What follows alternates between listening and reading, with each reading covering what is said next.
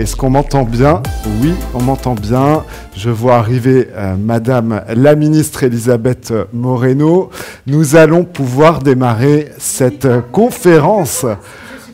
Alors, vous n'êtes pas du tout en retard, Madame la Ministre, on est ravis de vous accueillir. On attendait aussi, évidemment, Albin, le CEO de Tétu, pour démarrer cette conférence. Donc, bonjour à tous et bienvenue. On est ravis de vous accueillir ici, aujourd'hui, chez WeWork, et également en live stream sur Livestorm. Je sais que vous êtes 300 inscrits, 300 personnes à nous suivre aussi en distanciel. On est ravis de vous avoir. Pourquoi? Parce qu'on reprend enfin les événements en physique.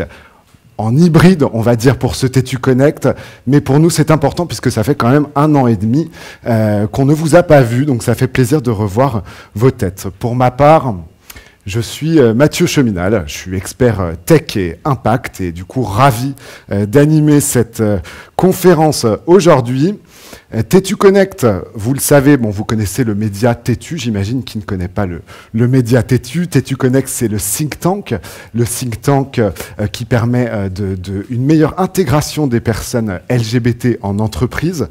Et cet événement, il a été organisé par Tétu et par ses partenaires. Ces partenaires qui sont pour les principaux Salesforce, la French Tech, et donc la mission French Tech, pardon, et French Tech Grand Paris. Donc au nom de Tétu et ses partenaires, nous vous souhaitons la bienvenue. Le sujet du jour, il est primordial. Pourquoi? Parce qu'on parle diversité, on parle inclusion. Vaste sujet, évidemment, vous allez le voir tout au long de l'après-midi.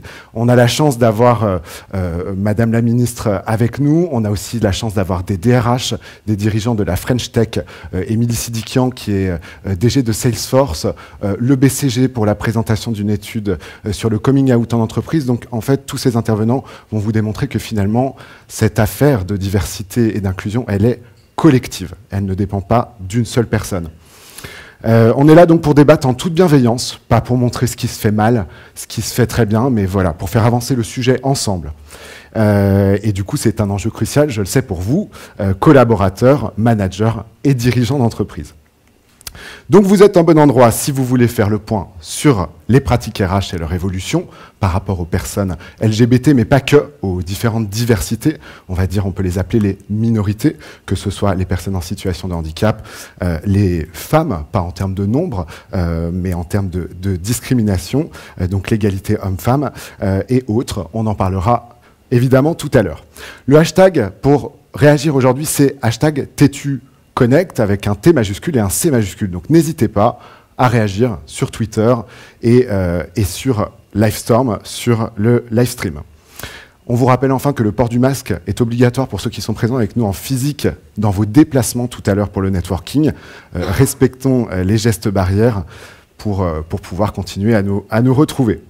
Donc sans plus attendre, je vais accueillir les premiers intervenants. Il s'agit évidemment du CEO de Tétu, Albin Servian, qui va nous introduire la conférence, accompagné de Mathilde Jean, Head of Growth Europe du Sud chez WeWork, pour un mot d'accueil. On peut les applaudir.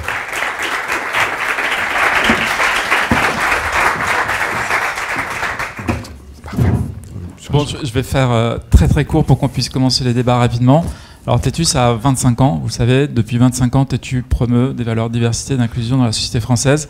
Quand j'ai repris Tétu il y a 4 ans, avec toute l'équipe, on s'est dit que c'était important d'emmener le débat dans l'entreprise, parce qu'on passe grosso modo 50% de son temps en entreprise, et on a intérêt d'être soi-même en entreprise. Voilà. Donc c'est tout le sujet des débats aujourd'hui et ce soir, avec l'aide de WeWork. Merci encore pour l'accueil, et nos partenaires Salesforce et de la French Tech. Voilà, donc j'espère que les débats seront fructueux et ravi de continuer. Je te laisse la parole. Merci beaucoup, merci Albin. Déjà, merci pour avoir conclu ce partenariat avec WeWork. Merci à tous d'être ici présents dans les locaux de WeWork. C'est un grand plaisir pour nous de vous accueillir au 198 Avenue de France, le 4e bâtiment de WeWork à Paris.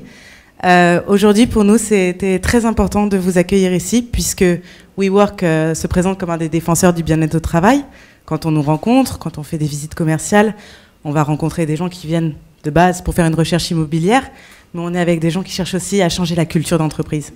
Et en utilisant des lieux comme celui-ci, c'est ce qu'on essaie de faire. On essaie de créer des lieux où les personnes se sentent bien, où la bienveillance, la tolérance, l'ouverture d'esprit sont favorisées et, idéalement, règne dans les lieux. Ce qui est très important pour nous aussi, c'est ce slogan que vous avez tous vu en passant la porte, « Do what you love ». « Do what you love », c'est un slogan que WeWork a depuis 10 ans, un classique de l'entreprise. Cependant, c'est un aboutissement, et c'est tout le travail que vous allez faire aujourd'hui et auquel on va participer, c'est de savoir en fait comment on aboutit à vraiment pouvoir faire ce que l'on aime. Et ce qui nous paraît très important et pourquoi on est très heureux de vous accueillir aujourd'hui, c'est qu'on ne peut pas faire ce que l'on aime si quand on va quelque part, on ne peut pas être qui l'on est. Donc voilà, un grand merci d'animer cette journée avec tous nos partenaires, Tétu, Salesforce, aujourd'hui chez WeWork, et bienvenue à tous. Voilà. Eh bien, merci. Ce qui est important aussi, c'est de mobiliser des personnalités sur ces débats-là. Donc, encore une fois, merci à Madame la Ministre. On a la chance ce soir aussi, en introduction du dîner, avec des CEO du Next 40 et du Next 120, d'avoir Cédrico qui vient s'engager. C'est important. Il y a quelques temps, on faisait un dîner avec Anne Rigail, la patronne d'Air France, qui s'engageait sur ces sujets-là. Ce soir, on a le patron de Blablacar et d'autres licornes françaises. On a bientôt Nicolas Hieronymus aussi qui parlera dans Tétu. Voilà, donc c'est des CEO du CAC 40, Émilie, patronne de Salesforce, qui vient s'exprimer. C'est important aussi que le message vienne du haut pour finalement qu'il y ait un terrain favorable à l'expression de soi-même en entreprise. Voilà, pour libérer la parole en tout cas. Donc merci à tous. Mathieu, j'ai fait trop long, donc c'est à toi. C'était parfait en termes de timing. On va même rattraper le petit retard. Donc merci beaucoup à tous les deux pour ces bonnes énergies d'introduction.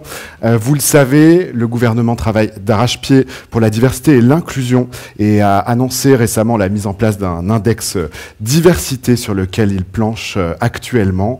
C'est un pas de plus vers l'engagement des entreprises. Aujourd'hui, on a la chance que la ministre Elisabeth Moreno ait accepté notre invitation. Je vous demande de l'accueillir. Donc Elisabeth Moreno, ministre déléguée auprès du Premier ministre, chargée de l'égalité entre les hommes et les femmes, de la diversité et de l'égalité des chances. La parole est à vous. Bienvenue et merci. Merci infiniment. Quel plaisir pour moi d'être avec vous cet après-midi pour ne parler que de choses que j'aime. C'est agréable. Do what you love, c'est ça? Ah mon Dieu. Si ça pouvait être comme ça tous les jours, ce serait extraordinaire. Cher Albin, merci beaucoup pour cette invitation. Je suis ravie d'être chez WeWork, d'autant qu'à un moment de ma vie professionnelle, j'ai envisagé de travailler avec vous et puis ça ne s'est pas fait parce que je suis partie en Afrique du Sud.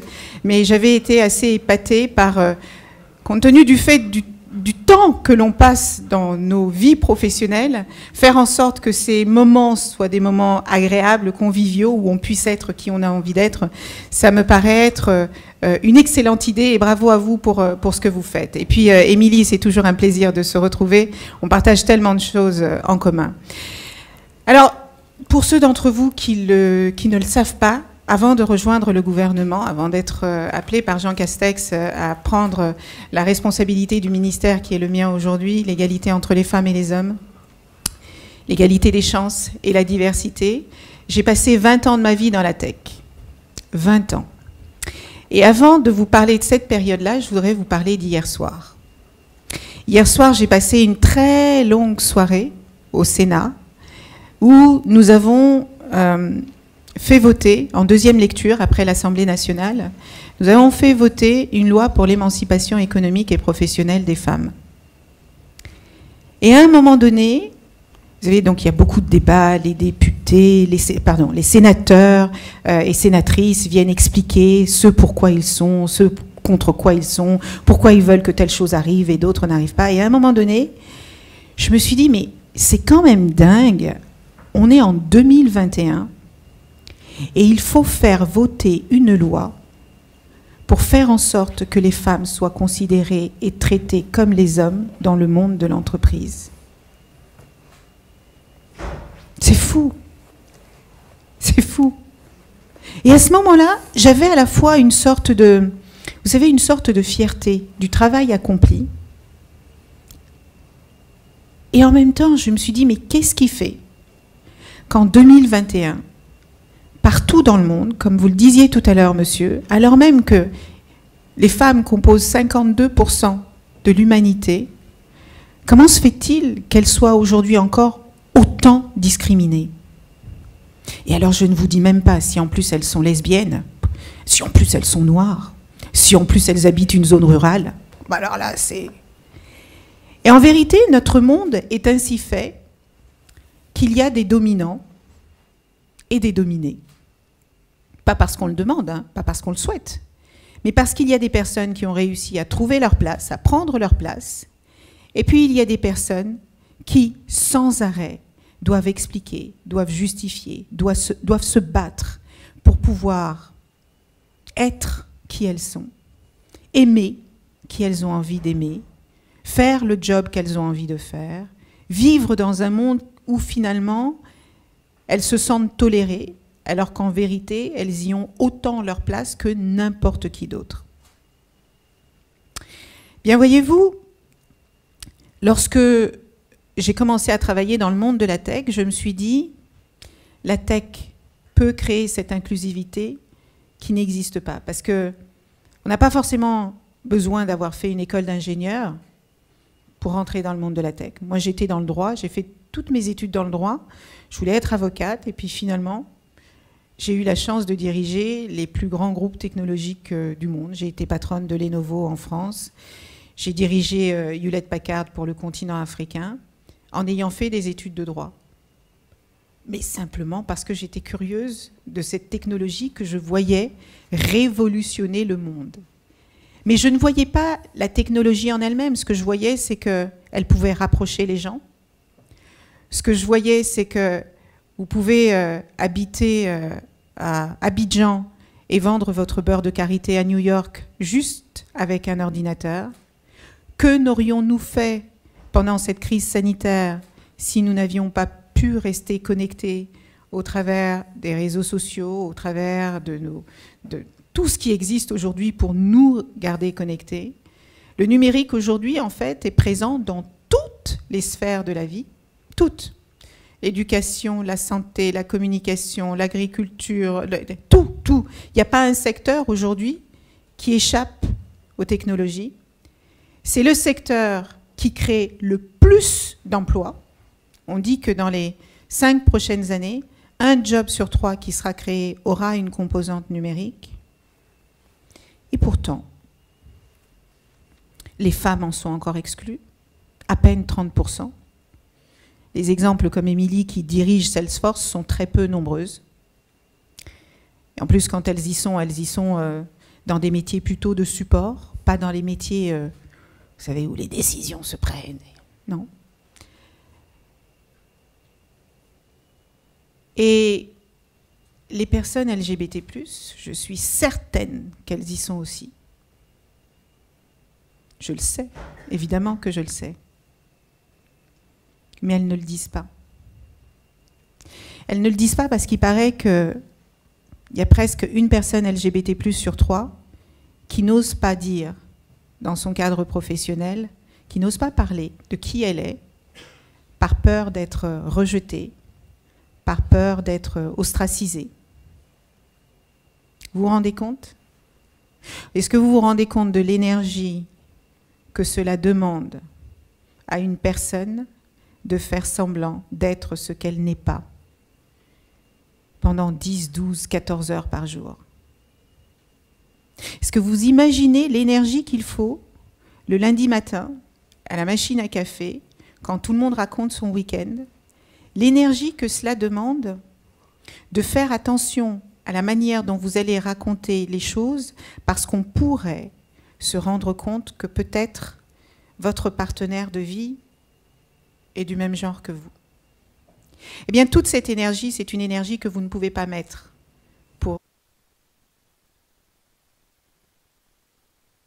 au service de votre créativité. Toute cette énergie, vous ne pouvez pas la mettre pour briller, pour utiliser votre plein potentiel. Parce que vous vivez tellement dans la peur d'être découvert, d'être outé, que vous ne pouvez pas être en pleine possession de vos moyens. Aujourd'hui, c'est ce qui anime mon quotidien. Tout le monde parle de diversité. Il n'y a pas un seul chef d'entreprise que je rencontre qui ne me dit pas « la main sur le cœur, je suis en faveur de l'inclusion ». Et quand je lui demande « la main sur le cœur, dis-moi comment ?» Il me répond « mais tout le monde est le bienvenu chez moi ». Et je dis « ok, Combien de personnes en situation de handicap tu as dans ton entreprise?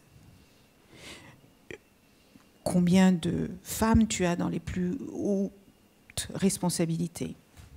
Est-ce que tu sais combien de personnes LGBT+ travaillent pour toi? Il me disait, écoute, je ne peux pas te donner les chiffres, même ma RH le sait. OK. Évidemment que les entreprises sont inclusives. Il n'y a aucune entreprise qui va dire « je ne recrute pas un tel ou un tel ». Si peut-être quelques agences intérim à qui des donneurs d'ordre vont dire je cherche du monde mais ne m'envoyez que des Européens, et qui vous disent bon, c'est pas tout à fait légal, mais parce que c'est vous, je vais faire un effort.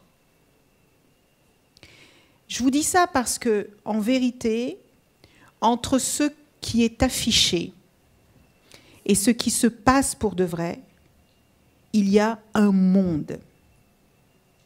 La première loi qui a été votée pour l'égalité salariale entre les femmes et les hommes a été votée en 1972. 50 ans après, il y a encore un écart de 15% au taux horaire entre une femme et un homme, alors même qu'ils ont les mêmes diplômes, les mêmes compétences et les mêmes responsabilités. Je vous donne cet exemple concret parce que la France est l'un des pays qui a le plus de lois pour lutter contre les discriminations. Il y a 25 critères de discrimination prohibés dans la loi, en France. Et pour autant, tous les jours, on a des personnes qui souffrent de LGBT-phobie, des personnes qui souffrent de misogynie, de sexisme, des personnes qui souffrent du racisme. Ce n'est pas parce que ces lois existent que ces personnes ne sont pas discriminées.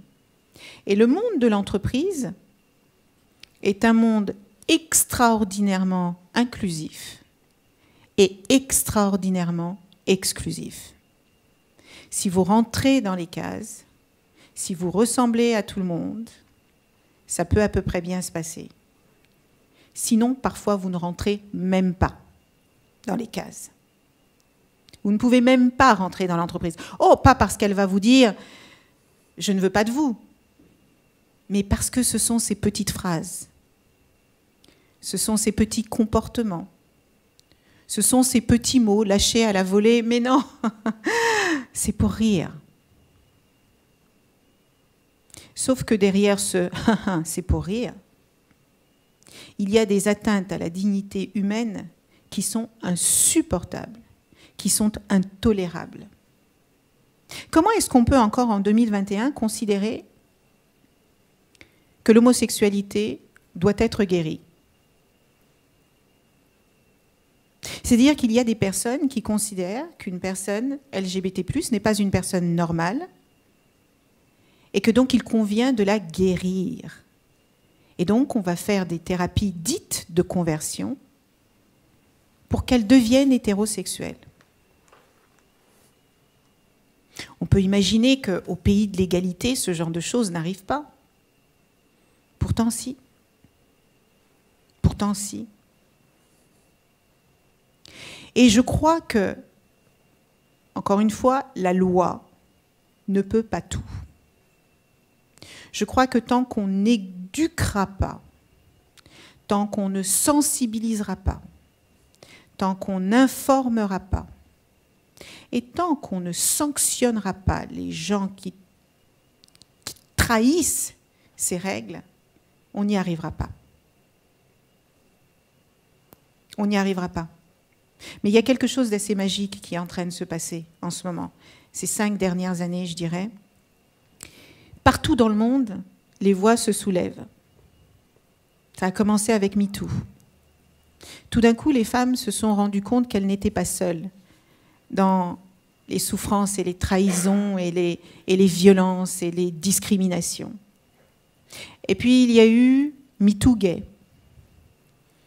Des jeunes qui racontaient qu'au moment même où ils découvraient leur sexualité, ils ont été abusés, ils ont été maltraités. Et puis, il y a eu MeToo Inceste.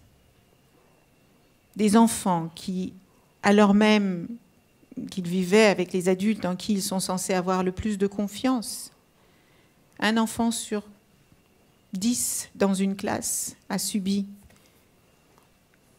de l'inceste. Et on dit la parole se libère. Non, c'est pas vrai. Ces victimes, souvent, elles ont parlé, mais on ne les a pas écoutées. On ne les a pas crues. On les a culpabilisées. Et on leur a dit, tu vas quand même pas mettre ton père en prison. Et on a dit aux femmes, mais vous vous rendez compte que si vous portez plainte contre votre mari qui vous bat depuis 10 ans, vous mettez votre famille à risque. Et puis on a dit à ce jeune garçon homosexuel, mais ta mère ne va pas s'en relever. Alors moi, je veux bien que nous soyons au pays de l'égalité. Je veux bien que toutes les entreprises signent des chartes dans tous les sens et les labels autant qu'ils peuvent. Mais s'ils ne font pas vivre cette question d'égalité au quotidien, on n'y arrivera pas. S'ils tolèrent les petits mots d'au travers, s'ils tolèrent le harcèlement de ce type, ouais, mais il est tellement beau, il est tellement sexy, il a tellement de pouvoir, on va juste lui dire qu'il ne faut pas que ça se fasse. Ben non, parce que ça donne un sentiment d'impunité. Et les victimes n'osent pas parler. Et la colère gronde et elle gronde et elle gronde et elle prend des proportions parfois explosives. Et je veux continuer de croire que le monde de l'entreprise, quand il décide d'être parfaitement inclusif, peut rendre les choses meilleures pour ses collaborateurs et ses collaboratrices. Je le sais, je l'ai vu, je l'ai mis en œuvre et je connais quelques chefs d'entreprise qui le font sincèrement, pas pour un affichage marketing, mais qui le font sincèrement, par conviction personnelle. Pas pour cocher une case à la fin de l'année fiscale et dire « parfait mon RSE ». Seulement parce qu'ils se sont rendus compte que sans les personnes qui travaillent pour eux, leur entreprise n'existe pas. Et que ces personnes-là sont très, très, très différentes les unes des autres. Et que plus elles sont ce qu'elles sont, plus elles se sentent respectées et considérées et appréciées pour ce qu'elles sont, plus elles s'impliquent, plus elles donnent, plus elles réussissent. Et quand elles réussissent, c'est l'entreprise qui réussit. Alors, quel est le secteur qui peut le mieux porter ce genre de choses? Un secteur mondial en pleine explosion, relativement neuf, qui attire beaucoup de jeunes, qui est en pleine construction et qui concerne toutes les sphères de nos vies. À la maison, à l'école, au travail, dans les loisirs, tout, la tech. Je vous le disais en préambule, moi je pensais que la tech permettrait d'inclure. Sauf que les études montrent aujourd'hui que 50% des métiers qui sont créés dans la tech le sont en Île-de-France. Donc on exclut toutes les personnes qui vivent dans les zones rurales ou éloignées des grandes villes ou des grandes banlieues. On se rend compte que les jeunes issus de la diversité sont exclus. On se rend compte que les personnes qui habitent dans les quartiers défavorisés sont exclues. Et en réalité, la tech, alors même qu'elle a le pouvoir d'être très inclusive, est en train de devenir encore plus exclusive que ça n'était le cas il y a quelques années. Regardez ce qui s'est passé pendant la crise sanitaire. On a dit aux gens, il faut que vous travailliez de chez vous.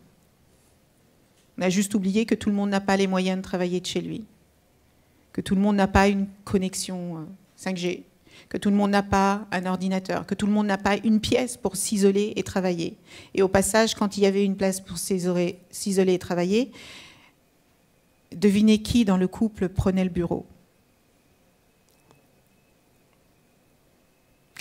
Alors oui, Cédric O, que vous allez voir tout à l'heure, et moi, nous avons, il y a quelque temps, nous avons débloqué 20 millions d'euros pour rendre la tech plus inclusive. 20 millions d'euros pour que les personnes les plus éloignées, parce que je ne sais pas si vous le savez, mais l'électronisme d'aujourd'hui, c'est l'illettrisme du XXIe siècle. Tout est de plus en plus numérisé. Les personnes âgées sont de plus en plus larguées. Et même les jeunes, ce n'est pas parce qu'ils ont un écran entre les mains qu'ils savent ce dont ils parlent. Ce n'est pas parce qu'ils ont des pouces et des poussettes extrêmement dynamiques qu'ils connaissent les dangers du numérique. Alors je le redis, je pense que la tech est l'un des secteurs qui peut être le plus inclusif, mais qui aujourd'hui est en train d'exclure massivement. Et les entreprises qui ont la possibilité de faire en sorte que les personnes soient les plus respectées, reconnues, considérées pour ce qu'elles sont, ont tendance à ne pas l'être, parce qu'il faut que tout le monde rentre dans une case. Or, pléthore d'études ont déjà montré que les entreprises les plus performantes, les plus efficaces, les plus agréables à travailler sont les entreprises qui valorisent leur diversité. Ça fait 10 ans que je lis des études sur ce sujet. Ça fait 10 ans qu'on dit qu'il est temps que notre société soit plus inclusive. Ça fait 10 ans qu'on explique qu'on a besoin de toutes les différences pour avancer et pour progresser. Ça fait 10 ans que je lis qu'une entreprise qui est plus diverse et plus innovante, plus créative, qu'une entreprise qui ressemble davantage à ses clients est plus en mesure de les servir, de les traiter, de les accompagner. Et pourtant, en 2021, il y a encore des collaborateurs qui disent « Je ne dirai pas que je suis lesbienne, gay, bi ou trans, parce que si je le fais, je risque de perdre mon job. Je risque d'être ostracisée. » Ça n'est pas possible. Ça ne peut plus fonctionner de cette manière. Et je suis intimement convaincue que les entreprises qui vont réussir demain seront les entreprises les plus citoyennes, les entreprises les plus inclusives, mais la véritable inclusivité. Et ce sont les entreprises qui se souviendront que sans les êtres humains qui travaillent pour elles, elles ne peuvent pas réussir. Et je crois que nous tous ici, et peut-être aussi les 300 personnes qui nous écoutent, nous avons tous notre petite goutte. Vous savez, cette petite goutte que nous pouvons apporter à l'océan qui fait que cet océan devient plus bleu, plus agréable, plus doux pour tout le monde. C'est refuser d'être discriminé. Parce que quand on accepte d'être discriminé, on se manque de respect à soi-même. 2, c'est accompagner nos entreprises dans le changement. Parce que nous sommes à un moment de transformation, de métamorphose du monde extraordinaire. Et qui dit transformation et métamorphose, dit aussi une possibilité de vivre dans un monde différent de celui d'aujourd'hui, qui laisse sur le bas-côté toutes les personnes qui ne sont pas normées. Mais bon sang de bonsoir, qu'est-ce que c'est que la norme? Alors je vous souhaite à toutes et à tous d'apporter cette petite goutte dans cet océan du monde qui a tellement besoin de bienveillance et de considération et de respect pour tous les individus, qui qu'elles soient et qui qu'elles aiment. Merci beaucoup.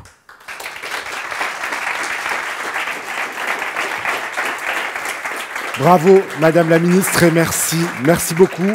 On sait que votre discours résonne dans le cœur des minorités et on espère qu'il résonne aussi dans celui des dirigeants pour enfin avoir des entreprises à l'image de la société française. Restez 2 minutes avec nous, le temps de faire une petite photo avec la directrice générale de Salesforce que j'accueille sur scène, Émilie Sidikian, pour sa prise de parole qui va débuter, et Albin Servian, le CEO de Tétu. Une petite photo souvenir pour laisser une trace de votre passage à Tétu Connect. Devant le photocall, vous pouvez vous décaler un tout petit peu. Voilà. Super. Merci beaucoup.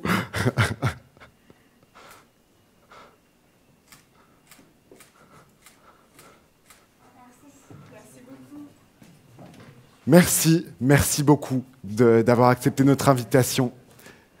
Émilie Sidikian, vous restez avec moi du coup sur scène, puisque ça va être à vous. Je vous donne un micro. Permettez-moi de vous introduire.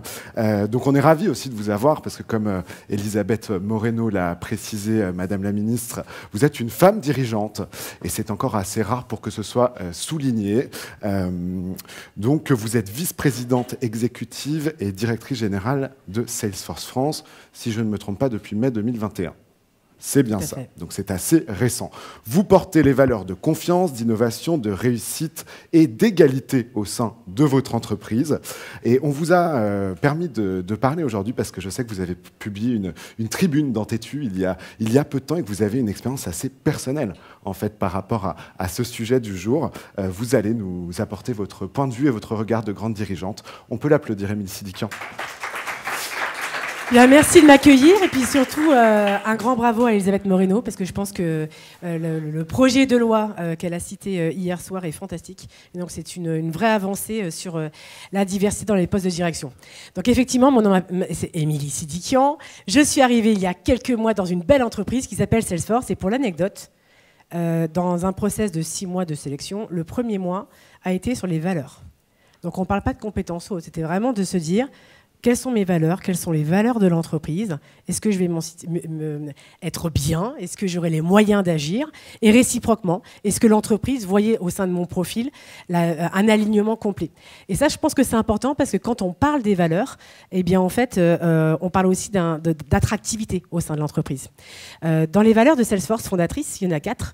Eh bien en fait, la première, c'est celle de l'égalité, égalité des chances. Et c'est là où on s'est complètement retrouvé, c'est de permettre d'offrir une entreprise qui soit ouverte, où chacun a sa chance pour réussir, du démarrage de sa carrière jusqu'à des postes de direction. Et surtout, dans les postes de direction, avoir les moyens d'agir comme un acteur du changement, donc être une plateforme du changement, c'est ce que Elisabeth disait en disant il y a des intentions, mais comment est-ce qu'on les concrétise sur le terrain ? Eh bien, c'était tout le débat du process du recrutement, en tout cas, me concernant, c'est d'avoir les moyens d'agir. Et je voulais souligner quelques effets. Le premier, c'est que quand on parle d'égalité des chances, eh bien, en fait, ils se structurent avec des communautés. Donc, quand on arrive, eh bien, tout un chacun a le droit de s'inscrire sur une communauté de femmes, sur les comités qu'on appelle Outforce, sur la partie LGBT, on a une communauté sur la partie handicap, et elle se crée de manière complètement native, et donc chacun vient s'y inscrire. Cela permet de faciliter l'intégration, et également de discuter de ce genre de débat, pour faire en sorte de proposer des nouvelles mesures que l'entreprise peut également adopté. Ça a été le cas sur la partie LGBT+, puisque premièrement, le congé maternité n'est pas un congé maternité, c'est un congé qui est parental, avec du coup un parent premier et un parent second, qui va donc de 6 mois pour le premier parent et de 3 mois pour le deuxième parent. C'est un congé qui est payé et qui permet également d'être non pas sur une naissance, mais sur l'accueil d'un enfant. Et en même temps, c'est un congé qu'on a étendu pour tous ceux qui sont aussi liés à la PMA, qui font des tests de FIV et qui ne réussissent pas forcément du premier coup. Et donc, on a aussi des congés qui viennent et qui sont payés par l'entreprise pour faire en sorte d'accompagner un couple, quelle que soit son orientation sexuelle, dans ce genre de démarche. Et ça, je pense que ça va au-delà de la loi et ça montre un exemple très concret où une entreprise, parce qu'elle y croit et qu'elle a envie de proposer un environnement bienveillant à l'ensemble de ses employés, va au-delà de la loi. Et il y en a d'autres, ça peut être le cas justement sur les femmes. On a parlé des objectifs ou des quotas à ce sujet. Et donc, on a des engagements que l'on prend aussi pour avoir un vrai 50-50 au niveau du recrutement, pour avoir un vrai 30% au niveau des postes de direction l'année prochaine et arriver à devancer la loi sur l'atteinte d'ici à 5 ans. Bah, nous, ce qu'on aimerait, c'est être aussi premier de la classe et montrer que c'est possible avant d'attendre les fameux 5 ans. Et donc ça, c'est des choses qui sont portées à la fois au niveau de la direction, mais qui sont portées par l'ensemble des employés. Parce que quand on offre un environnement bienveillant, et quand on permet de désacraliser ce genre de sujet, ça permet que chacun puisse le saisir et venir faire une proposition de son propre chef. Et ça, je pense que c'est dans les deux sens, ça permet en fait d'impliquer tout le monde.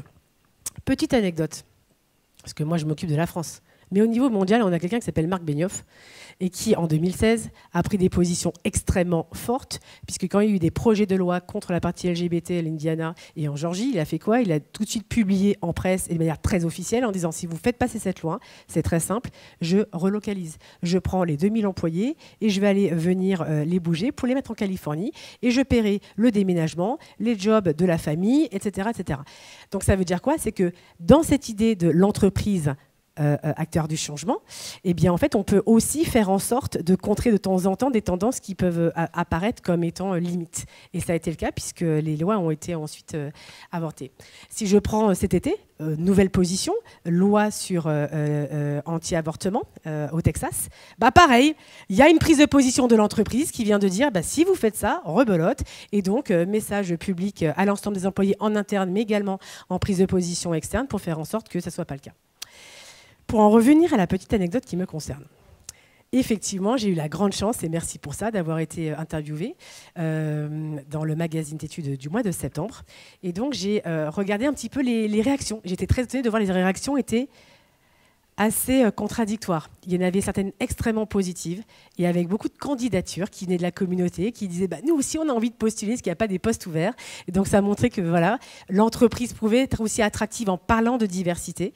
Et donc ça permet d'accueillir une diversité de talents, mais aussi de pouvoir susciter des vocations au sein de la technologie, ce qui n'est pas forcément le cas, parce qu'en ce moment on est tellement sous tension qu'on est en circuit fermé en termes de recrutement et on a besoin aussi d'aller chercher des gens et de les attirer sur des sujets de technologie. Mais étonnamment, j'ai eu des réactions plutôt négatives qui m'ont dit « Mais pourquoi tu parles de ça dans l'entreprise ? Ce n'est pas le lieu, ce n'est pas l'endroit. » Et en fait, effectivement, ce sont des sujets qui peuvent apparaître fragiles. Et je crois qu'on en parlera tout à l'heure avec l'étude du BCG. Et qui sont encore un petit peu controversés en France. C'est peut-être moins le cas dans un pays anglo-saxon. Et donc la réponse, elle est très simple. C'est ce qu'a dit Elisabeth en disant on a le droit d'être qui on est, on a le droit de mettre son énergie au service de son travail sans forcément passer de l'énergie à se travestir ou à réinventer son histoire. En revanche, parler du sujet, c'est justement pour que ça devienne un non-sujet. C'est ça le principe d'un dirigeant d'entreprise. Et tant que ce ne sera pas le fait, eh ben, il faudra cumuler des actions de prise de parole. Il faudra continuer à mener ce genre de chantier, mais pas seul, avec l'ensemble des salariés, avec aussi des démarches multi-entreprises. Et puis de fédérer par le succès en montrant des petites victoires. Parce que je crois aussi qu'on ne va pas révolutionner tout d'un coup. Par contre, montrer que à notre échelle, en France, Salesforce peut agir de manière positive, c'est déjà ça. Et si quelqu'un mettait sa pierre à l'édifice, ça permettrait aussi de lancer un mouvement peut-être plus large. Voilà. Merci à vous en tout cas pour votre accueil. Eh bien, merci. Merci Émilie. M'entend-on ? Oui, on m'entend. Merci à vous, Émilie, pour ce témoignage. Évidemment, le changement passe aussi et surtout par les leaders des grandes entreprises de la tech. C'était donc important pour nous de vous faire témoigner. On aura évidemment tout à l'heure, d'un point de vue RH, un éclairage sur la table ronde « Construire des équipes plus inclusives » de Yael Leben, des RH de Salesforce. On va donc maintenant passer à une séquence sur, comme Elisabeth Moreno le disait, la ministre, et Émilie Sidikian, faire son coming out. Déjà, dans la vie privée, ça n'est pas simple et je sais de quoi je parle. Et ça n'est pas forcément simple non plus en entreprise, voire pas du tout dans certains secteurs. On a décidé du coup d'appeler, de faire témoigner, Thomas Delano du BCG, Boston Consulting Group, qui va nous présenter les principaux chiffres et take-away de son étude sur le coming out en entreprise. Bienvenue Thomas, on peut l'applaudir également. Je vous donne le micro et vous avez 10 minutes. Merci. Je pense que ça sera plus court parce qu'en fait j'avais prévu des slides en bon consultant, mais on m'a dit que j'avais pas le droit. Alors, donc oui. je vais essayer de m'en sortir. Non, mais je rigole évidemment. On réalise depuis maintenant 6 ans une étude au BCG qui s'appelle Out at Work. Qui a démarré d'ailleurs initialement en fait parce que on voulait comprendre un petit peu quel est le point de départ aujourd'hui de l'inclusion des LGBT dans le milieu professionnel. Et en bon consultant, on ne peut améliorer d'une certaine façon que ce qu'on mesure, et donc on voulait savoir où en étaient les choses. Il se trouve que cette étude est devenue de plus en plus importante. Aujourd'hui, elle couvre plus de 10 pays. plus de 10 000 répondants de par le monde. On a la chance de compter sur nos partenaires de Tétu pour, en France aussi, avoir une base de répondants très très large. Et ce qui ressort de cette étude, c'est en fait un gigantesque paradoxe. Puisque le premier point de départ, c'était de se dire, déjà, est-ce que vous avez envie de faire votre coming out dans le monde professionnel? Parce que moi aussi, je sais de quoi je parle. C'est un acte qui est quand même relativement intime. Et il y a des gens aussi qui, de manière très respectable, décident de ne pas le faire. Et à ce moment-là, très bien, il faut aussi respecter ça. Mais ce qui est ressorti de l'étude, c'est qu'il y a 80% des gens qui aimeraient partager qui ils sont et faire leur coming out dans le milieu professionnel. Et lorsqu'on leur pose la question après, mais du coup, est-ce que vous l'avez fait, ne serait-ce qu'à un certain nombre de collègues, eh ben, il n'y en a que la moitié qui l'a fait. Et du coup, la question, c'est à la fin, c'est 30% qui manquent. Où est-ce qu'ils sont passés? Et pourquoi ils n'ont pas fait leur coming out? Ce qui ressort de ça, c'est qu'après, lorsqu'on leur pose la question, est-ce que pour vous faire votre coming out au travail, est-ce que c'est un avantage? Est-ce que c'est un inconvénient? Ou est-ce que c'est ni l'un ni l'autre? Globalement, dans le monde, il n'y a que 25% qui vont vous dire c'est un avantage. Il y a 25% qui vont vous dire c'est un inconvénient. Puis il y a le ventre mou du milieu, ils sont à peu près la moitié, à se dire bah, en fait c'est ni l'un ni l'autre. Alors en France, comme vous vous en doutez, les chiffres sont moins bons que ça, puisqu'on est à seulement 8% qui pensent que c'est un avantage. Le ventre mou est à peu près de 60%, et il y en a 30 qui disent carrément no way, jamais je le ferai de ma vie. Alors ça, quand même, ça interpelle, parce que, bon, évidemment, la partie inconvénient, se dire ça va poser problème dans mon travail, c'est grave. Mais dans le fond, le ventre mou des 50%, ça pose problème aussi, parce que, comme l'a dit Elisabeth Moreno, le fait d'être soi-même au travail, eh ben, on met de l'énergie dans autre chose que essayer de changer les pronoms à la machine à café le matin lorsqu'on raconte son week-end. Et donc on met de l'énergie dans son travail et donc ultimement on est plus performant et ça c'est un avantage. Alors on a regardé un petit peu plus et ce qui ressort aussi de la nouvelle édition de cette année, c'est l'expérience des discriminations au travail. Il y a 60% des personnes LGBT qui ont expérimenté une discrimination une fois dans leur vie professionnelle. Discrimination, ça peut vouloir dire beaucoup de choses. Dieu merci, la violence physique, la violence verbale, ce sont des choses qui sont relativement rares. Malgré tout, 5%, ça reste encore énorme. Et évidemment, ce n'est pas admissible. Mais il y a des choses beaucoup plus insidieuses.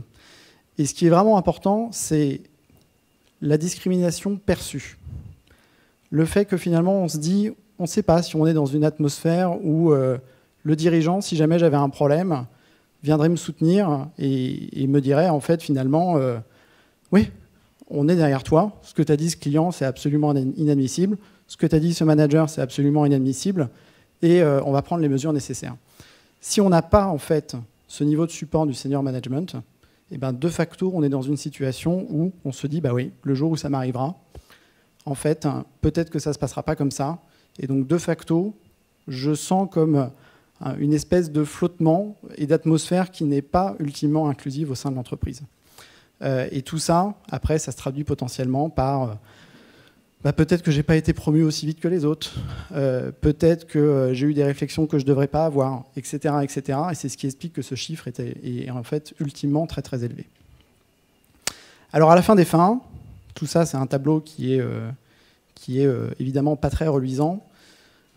Nous on fait cette enquête parce qu'on pense que c'est à nouveau important et on pense que cette réalité en fait elle doit être partagée aussi aux dirigeants d'entreprise. Et cette réalité-là, on doit la faire connaître. Et les dirigeants d'entreprise, dans leur très grande majorité des cas, sont des gens qui aiment bien les chiffres, qui sont très rationnels. Et après avoir vu ces chiffres, il y a souvent deux types de réactions. Il y a les gens qui me disent, au fond, de toute façon, vous avez raison, moi j'ai envie de faire quelque chose parce que je pense qu'ultimement c'est important et que c'est la bonne chose à faire. Et évidemment qu'il faut faire quelque chose parce que c'est la bonne chose à faire, sinon je ne serais pas devant vous ici aujourd'hui et j'aurais utilisé mon temps autrement. Mais il y a une deuxième catégorie de gens qui vous disent « Bon, bah ok, très bien, mais en fait, en quoi c'est le problème de l'entreprise ?» Je veux dire, ce n'est pas nécessairement mon problème que de régler toutes les injustices qu'il y a dans le monde. Alors là, il y a 2 chiffres qui sont très intéressants. Le premier, c'est qu'en fait, on a mesuré aussi à travers cette étude le nombre de gens qui avaient plus de relations au travail, qui se voyaient travailler dans la même entreprise au bout de 5 ans. Et ce qui est sûr, c'est que les gens qui sont out, pas nécessairement à l'ensemble de l'entreprise, mais auprès d'un certain nombre de collègues, ils ont plus de relations, ils sont plus performants, ils sont authentiques, et ça se voit. Et tout ça, ça a une valeur. Et cette valeur, c'est le 2e chiffre, et je vais vous laisser là-dessus, c'est le différentiel de marge entre les entreprises qui sont inclusives versus celles... Oui. Alors... Moi, dans mon job de consultant, je ne fais pas que des interventions sur la diversité. Je fais des vraies missions aussi à côté. Je peux vous assurer que des CEO qui vendraient leur papa et leur maman pour avoir 9 points de marge en plus, j'en connais quand même un paquet. Et donc, ultimement, si la diversité, ça peut être le premier levier de performance au sein d'une entreprise, je pense que ce n'est pas forcément nécessaire de se poser la question plus longtemps. Merci beaucoup. Merci beaucoup Thomas. Merci de nous avoir prouvé finalement que la diversité, ça peut aussi être un avantage concurrentiel. Voilà, on peut allier performance et impact. Voilà. Aux dernières nouvelles. On va donc passer maintenant à notre premier panel, notre premier débat. Voilà, on a voulu créer un petit peu le débat avec nos intervenants, leur permettre d'échanger entre eux sur un sujet qui nous est cher, construire des équipes, je me trompe, développons des entreprises tech plus inclusives. L'idée de cette table ronde, c'est de démontrer qu'effectivement, nous déjà, on s'en préoccupe un peu plus, ma génération, on va dire des années 80-90, les jeunes générations s'en préoccupent encore plus et on va dire que ça peut devenir maintenant un critère de choix de leurs futurs employeurs, la prise en compte de la diversité et de l'inclusion. Il y a une vraie recherche de sens et donc nous, évidemment, on pense que c'est un enjeu majeur pour constituer ces équipes. Je vais donc appeler Antoine Benjamin Lecartier, qui est CMO de Welcome to the Jungle, on peut l'applaudir, qui nous rejoint. Antoine Benjamin qui va animer, tu as un micro qui va animer donc cette table ronde. Je vais le laisser introduire évidemment après la table ronde. On va pour l'instant appeler les intervenants. Donc Maureen Rousseau qui est DRH de Google France et Belgique, on peut l'applaudir également. Bienvenue Maureen, ravi de vous avoir. Tenez, je vais vous donner un micro. On va aussi accueillir Yael Leben qui est DRH Europe du Sud chez Salesforce. Bienvenue Yael, merci à vous d'être avec nous également. Ensuite, c'est Antoine Mercadal, qui est directeur de la communication interne des événements et de la RSE chez Criteo. Bienvenue Antoine. Et enfin, Stéphanie Fraise. Stéphanie qui est VP Global Talent Management Director, on peut dire. Pardon, excusez-moi, je m'en mêle un peu. Vous allez nous repréciser votre fonction chez Blablacar. Voilà, Antoine Benjamin, je te laisse la parole. Merci et bonjour à toutes et à tous. Alors on va se parler de ces 9 points de marge. C'est important de créer des entreprises plus inclusives. Quand on imagine la tech, et Madame la Ministre en a parlé, on a l'impression que c'est un secteur qui est en avance sur le monde du travail, en termes de management, en termes de travail à distance, les méthodes agiles, tous les nouveaux métiers que le secteur a créés. Et d'ailleurs, plus spécifiquement pour les personnes LGBT, on se dit aussi que c'est un secteur qui finalement a un peu ça dans son ADN. C'est un secteur qui est né, qui a essayé de développer dans la région de San Francisco, qui fut aussi l'épicentre des personnes LGBT et des gender studies. C'est un univers qui est quand même très imprégné de culture américaine. On sait que c'est une culture qui est aussi beaucoup plus fondée sur les communautés que la nôtre. Les employés de la tech sont aussi plus jeunes, des années 80, 90, voire des années 2000 aussi, et donc ils sont en général plus ouverts et plus libéraux. Et puis enfin, aussi et surtout, et c'est un nouveau sujet, c'est un secteur qui est en tension de recrutement. Donc évidemment, on commence aussi à s'intéresser à des bassins de recrutement qui ne sont pas les bassins traditionnels, qui sont en général plus favorables aux hommes blancs cis hétérosexuels. Alors malheureusement, les choses ne sont pas aussi simples que ça, et Madame la Ministre l'a dit. L'univers de la tech, d'abord, c'est un univers qui est très hétérogène. Il y a des entreprises qui ont été fondées il y a plus de 50 ans, d'autres qui ont été fondées l'année dernière. Et puis il y a un problème de parité, Madame la Ministre en a parlé. Donc les salaires du numérique, c'est 28% des femmes, 16% dans la tech.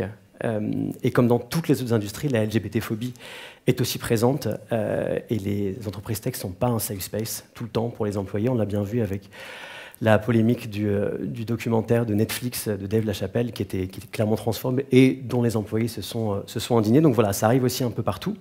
Donc on va discuter de ça avec notre brillant panel, qui est un panel impressionnant, professionnel des RH et de la RSE. On va commencer par établir un petit tour de table et un tour d'horizon de la situation actuelle. Je vais me tourner vers toi, Antoine. Donc toi, Antoine, tu es au départ un professionnel de l'événementiel corporate. Tu as bossé à la Société des Bains de Mer à Monaco, chez Business Intelligence MicroStratégie. Tu as aussi bossé chez Nestlé Skin Health et depuis 5 ans, tu es chez Criteo. Pour te charger des événements internes, marketing et recrutement au départ, et puis aujourd'hui en prenant plus de responsabilités en termes de RSE notamment.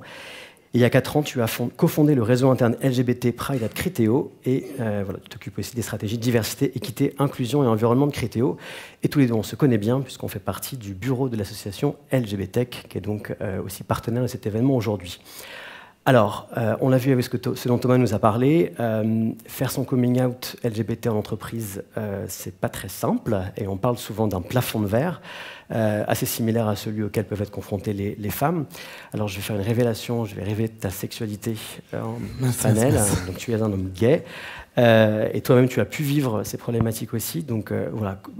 Pour toi, quelle est ton opinion, quelle est ta vue en tant qu'employé gay d'une entreprise de la tech ? Comment ça se passe en tant que personne LGBT dans cette entreprise ?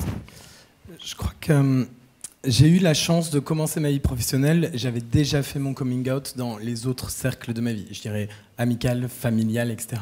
Et ça aide. Définitivement, les gens qui ne sont pas dans cette situation-là, au moment du démarrage de leur vie professionnelle, il y a forcément plus de questionnements à l'entrée à propos du coming out. Ça, je pense que c'est quasiment obligatoire. J'ai été dans, je peux pas dire que j'ai été dans des environnements qui étaient fondamentalement contre et où je me suis vraiment posé la question. Par contre, j'ai été dans des sociétés avec un management, je dirais, plus traditionnel que l'ouverture d'esprit qu'on peut envisager dans la culture des entreprises tech. Et en fait, c'était un petit peu ce ventre mou dont on parlait tout à l'heure avec BCG. C'était, on ne sait pas trop si les gens sont pour, sont contre, mais manifestement, il n'y a rien qui nous fait pencher pour le pour. Et donc, bon, un peu naturellement, c'est venu avec mes collègues proches, et puis bon, au fur et à mesure, ça s'est su, parce que je ne l'ai jamais vraiment caché. Mais c'est vrai que je comprends tout à fait qu'on puisse se poser la question dans des environnements qui sont beaucoup plus traditionnels, ou dans des industries qui sont beaucoup plus traditionnelles, se poser la question de dire, est-ce que ça peut me nuire ? Et puis ma toute première expérience de coming out au travail, en fait, c'est ma boss qui m'a dit, et sinon ton week-end avec ton mec, c'était bien. Et donc je sais pas.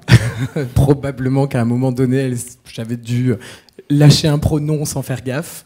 Et puis c'était une façon de dire, il n'y a pas de problème avec moi. Et c'est vrai que ça simplifie la tâche énormément. Et donc j'ai eu un peu cette chance de ne pas avoir à me poser trop la question. Après, je suis arrivé chez Criteo, j'ai découvert mieux le monde de la tech, et c'est vrai que 2 mois après mon arrivée chez Criteo, c'était Pride Month, et je suis arrivé à l'accueil et j'ai vu des rainbow flags partout, et des rainbow cakes à la cafette, et là, je me suis dit, tiens, c'est marrant, toutes les anciennes boîtes dans lesquelles j'ai travaillé ont été priées de rentrer dans un moule corporate, et là, j'ai l'impression que, en fait, on me dit plus, viens comme tu es, on est accueillant.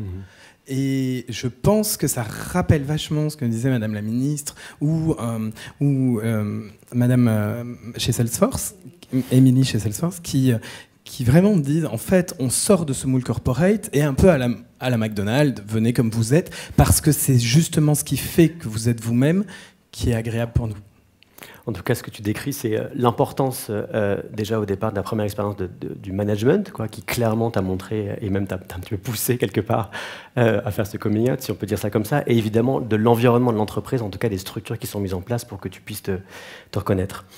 Yael, je vais passer à toi. Juste avant de passer à Yael, je voulais juste vous rappeler, j'ai oublié vous pouvez poser vos questions en streaming sur Livestorm, qu'on recevra après, qu'on pourra poser à nos intervenants. Également dans la salle, on aura une session de questions-réponses de 15 minutes après le panel. Voilà, je recevrai ces questions sur mon portable en plus, donc ça va être très pratique. Alors, donc, Yael, toi, pour le coup, tu as quasiment 25 ans d'expérience dans le domaine des ressources humaines, dont 10 chez Nokia et 5 chez Cisco.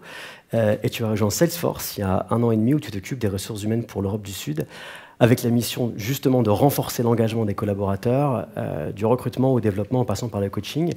Et manifestement, tu fais très bien ton travail, parce que Salesforce est sur le podium de Great Place to Work 2021 en France, en Espagne et en Italie, ce qui doit après correspondre à ta région, j'imagine. Alors toi, en tant que DRH, du coup, c'est quoi tes constats sur la transformation de la fonction RH au fil du temps et de l'inclusion des diversités en entreprise jusqu'à aujourd'hui? Alors effectivement, on a la chance dans la high-tech d'avoir les moyens et d'avoir la technologie avec nous pour nous accompagner sur différentes activités RH. Chez Salesforce, d'ailleurs, on n'appelle pas ça les ressources humaines, on appelle ça employee success, donc le succès des collaborateurs. Et c'est très révélateur de ce qu'on veut. Et donc, le message, c'est effectivement un peu à la McDonald's. Venez comme vous êtes et ça nous ira bien. Donc, c'est plus facile dans la tech. On a tous les moyens et tous les outils pour travailler. Et il y a quelques années, alors tu disais il y a 25 ans, je me rappelle, on faisait des enquêtes de satisfaction pour savoir si les collaborateurs étaient satisfaits. Aujourd'hui, c'est terminé, on fait des enquêtes d'engagement. C'est-à-dire qu'on va aller chercher à savoir si les collaborateurs sont engagés. Et donc, c'est une vraie nuance importante.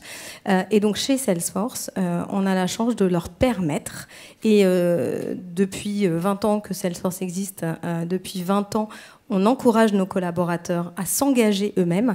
Et donc, ils peuvent choisir, comme l'a évoqué Émilie tout à l'heure, eh bien, les sujets qui les intéressent, sur lesquels ils ont envie de s'engager en plus de leur job, de travailler sur les différents sujets qui les intéressent. Donc ça peut être la partie sustainability, développement durable, ça peut être faire partie du Women Network, ça peut être LGBT, ça peut être tous les sujets d'actualité qui les intéressent. Et donc nous, on est convaincus que ces communautés-là créent l'engagement, parce que dans le monde professionnel, on est capable de travailler, d'être performant et de délivrer ce que l'entreprise nous demande de délivrer. Mais l'entreprise nous permet aussi de passer du temps, et on a 56 heures par an qui sont dédiées à cet engagement dans l'entreprise, minimum. Donc on peut évidemment en utiliser beaucoup plus, mais qui nous permettent de passer du temps sur les sujets qui nous intéressent, nous, individus, et les centres d'intérêt qu'on peut avoir. Donc ça, c'est un vrai changement. Et la finalité, on est aussi... on regarde le stock price, et la finalité de tout ça, c'est effectivement ce que disait Thomas de BCG tout à l'heure, c'est effectivement que nos collaborateurs soient plus engagés, donc plus performants, et donc traitent les partenaires, les clients et tout notre écosystème de façon plus positive. Alors aujourd'hui, il y a une théorie, ça s'appelle la symétrie des intentions. Il y a plein de théories RH autour du sujet qui sont de dire, à partir du moment où vous êtes bien, vous êtes productif, et tout votre environnement, que ce soit vos clients, vos partenaires, sont bien aussi. Voilà, c'est un peu l'idée, et c'est assez commun dans le monde de la tech. Oui, en effet, ce changement de la satisfaction en l'engagement, en tout cas le bien-être passe par l'engagement, est important. Et ce que je trouve intéressant, c'est que vous avez mis en place, en tout cas même le cadre formel d'heures que l'on peut dédier à cet engagement pour trouver un petit peu plus de sens à son travail. Et ça va même un petit peu plus loin que l'heure, parce qu'effectivement, il y a le collaborateur qui peut prendre de son temps, mais il peut aussi participer à des associations caritatives. Et là, l'entreprise vient abonder ce que le collaborateur a réussi à mettre en place. On a 1% de notre revenu qui est distribué à des associations et à des ONG autour de nous. Et donc voilà. Et on a aussi des produits, les produits Salesforce, qui sont distribués à des associations pour les aider dans leur développement. Donc tout ça fait qu'on est vraiment dans un environnement où on encourage vivement l'engagement de nos collaborateurs, et l'entreprise fait de même. Ok. Maureen, je me tourne maintenant vers toi. Donc Maureen, tu es DRH de Google France et de Google Belgique. On se connaît bien aussi. Tu es un pur produit Google. On a bossé chez Google ensemble. Toi, tu as démarré ta carrière chez Google il y a 16 ans dans les équipes de recrutement. Puis en 2012, tu t'es spécialisé dans la formation en tant que Learning and Development Manager. Et tu as été nommé responsable ressources humaines pour Google France, et enfin DRH France Belgique. Et pour le coup, l'inclusion est aussi un sujet qui t'est très cher. Tu es né en Corée du Sud et tu es arrivé en France quand tu avais 2 ans. Alors, pour une entreprise comme Google, finalement, pourquoi s'emparer du sujet de l'inclusion et de la diversité spécifiquement chez Google et dans la tech ? Je pense que comme tous mes homologues dans ce panel, on se doit d'être à l'image de nos utilisateurs, c'est-à-dire d'être divers. Et donc, chez Google, on essaie de travailler sur la diversité, sur l'interne et aussi sur le volet externe. Sur l'interne, on prend beaucoup de feedback de nos collaborateurs. Donc, on a des remontées, on a aussi des enquêtes annuelles d'engagement. On a aussi un KPI sur l'inclusion pour savoir si ils sont inclus sur le lieu de travail. Et puis, depuis 2005, Google a nommé un directeur de la diversité et de l'inclusion. On publie aussi chaque année un rapport sur la diversité et l'inclusion qui est public sur notre site. Et enfin, chez Google France, on a 1300 collaborateurs. On forme tous nos managers sur les biais inconscients, les préjugés qu'on peut avoir au travail ou lors du recrutement. On invite aussi tout le monde à avoir suivi une formation sur l'inclusion sur le lieu de travail. Et puis la tech, c'est aussi de l'innovation, c'est aussi de la modernité. Donc c'est pour ça que je pense qu'on se doit de prendre le sujet à bras-le-corps pour amorcer le changement. Donc dans les choses sur lesquelles on essaie d'aller plus loin chez Google, c'est aussi sur l'accompagnement des parcours de transition. Donc on l'offre évidemment en France pour les personnes qui le souhaitent. C'est aussi le volet de la sécurité sociale classique. Mais chez Google, on l'offre aussi aux conjoints ou à l'enfant du couple qui souhaite aussi initier un parcours de transition. Et puis, on essaie aussi de tourner sur l'externe. Donc, on s'appuie sur ça, sur nos ressources chez Google. On a des réseaux qui ont émergé de nos collaborateurs, donc des réseaux Women at Google, les personnes en situation de handicap, mais on a aussi un réseau Gagler qui a été renommé Pride pour être aussi plus inclusif. Et ces personnes-là œuvrent en interne, mais aussi en externe. Donc, elles vont parler en tant que rôle modèle auprès de nos clients sur ce qui est être gay ou lesbien en entreprise ou faire son coming out en entreprise. Donc voilà, donc la tech, on essaie d'initier de la dynamique en interne et en externe, parce que je pense qu'on est moteur du changement dans l'écosystème français. Oui, c'est important. Et tu mentionnais ce rapport annuel de la diversité globale et qui est aussi régional en Europe, hein, c'est ça.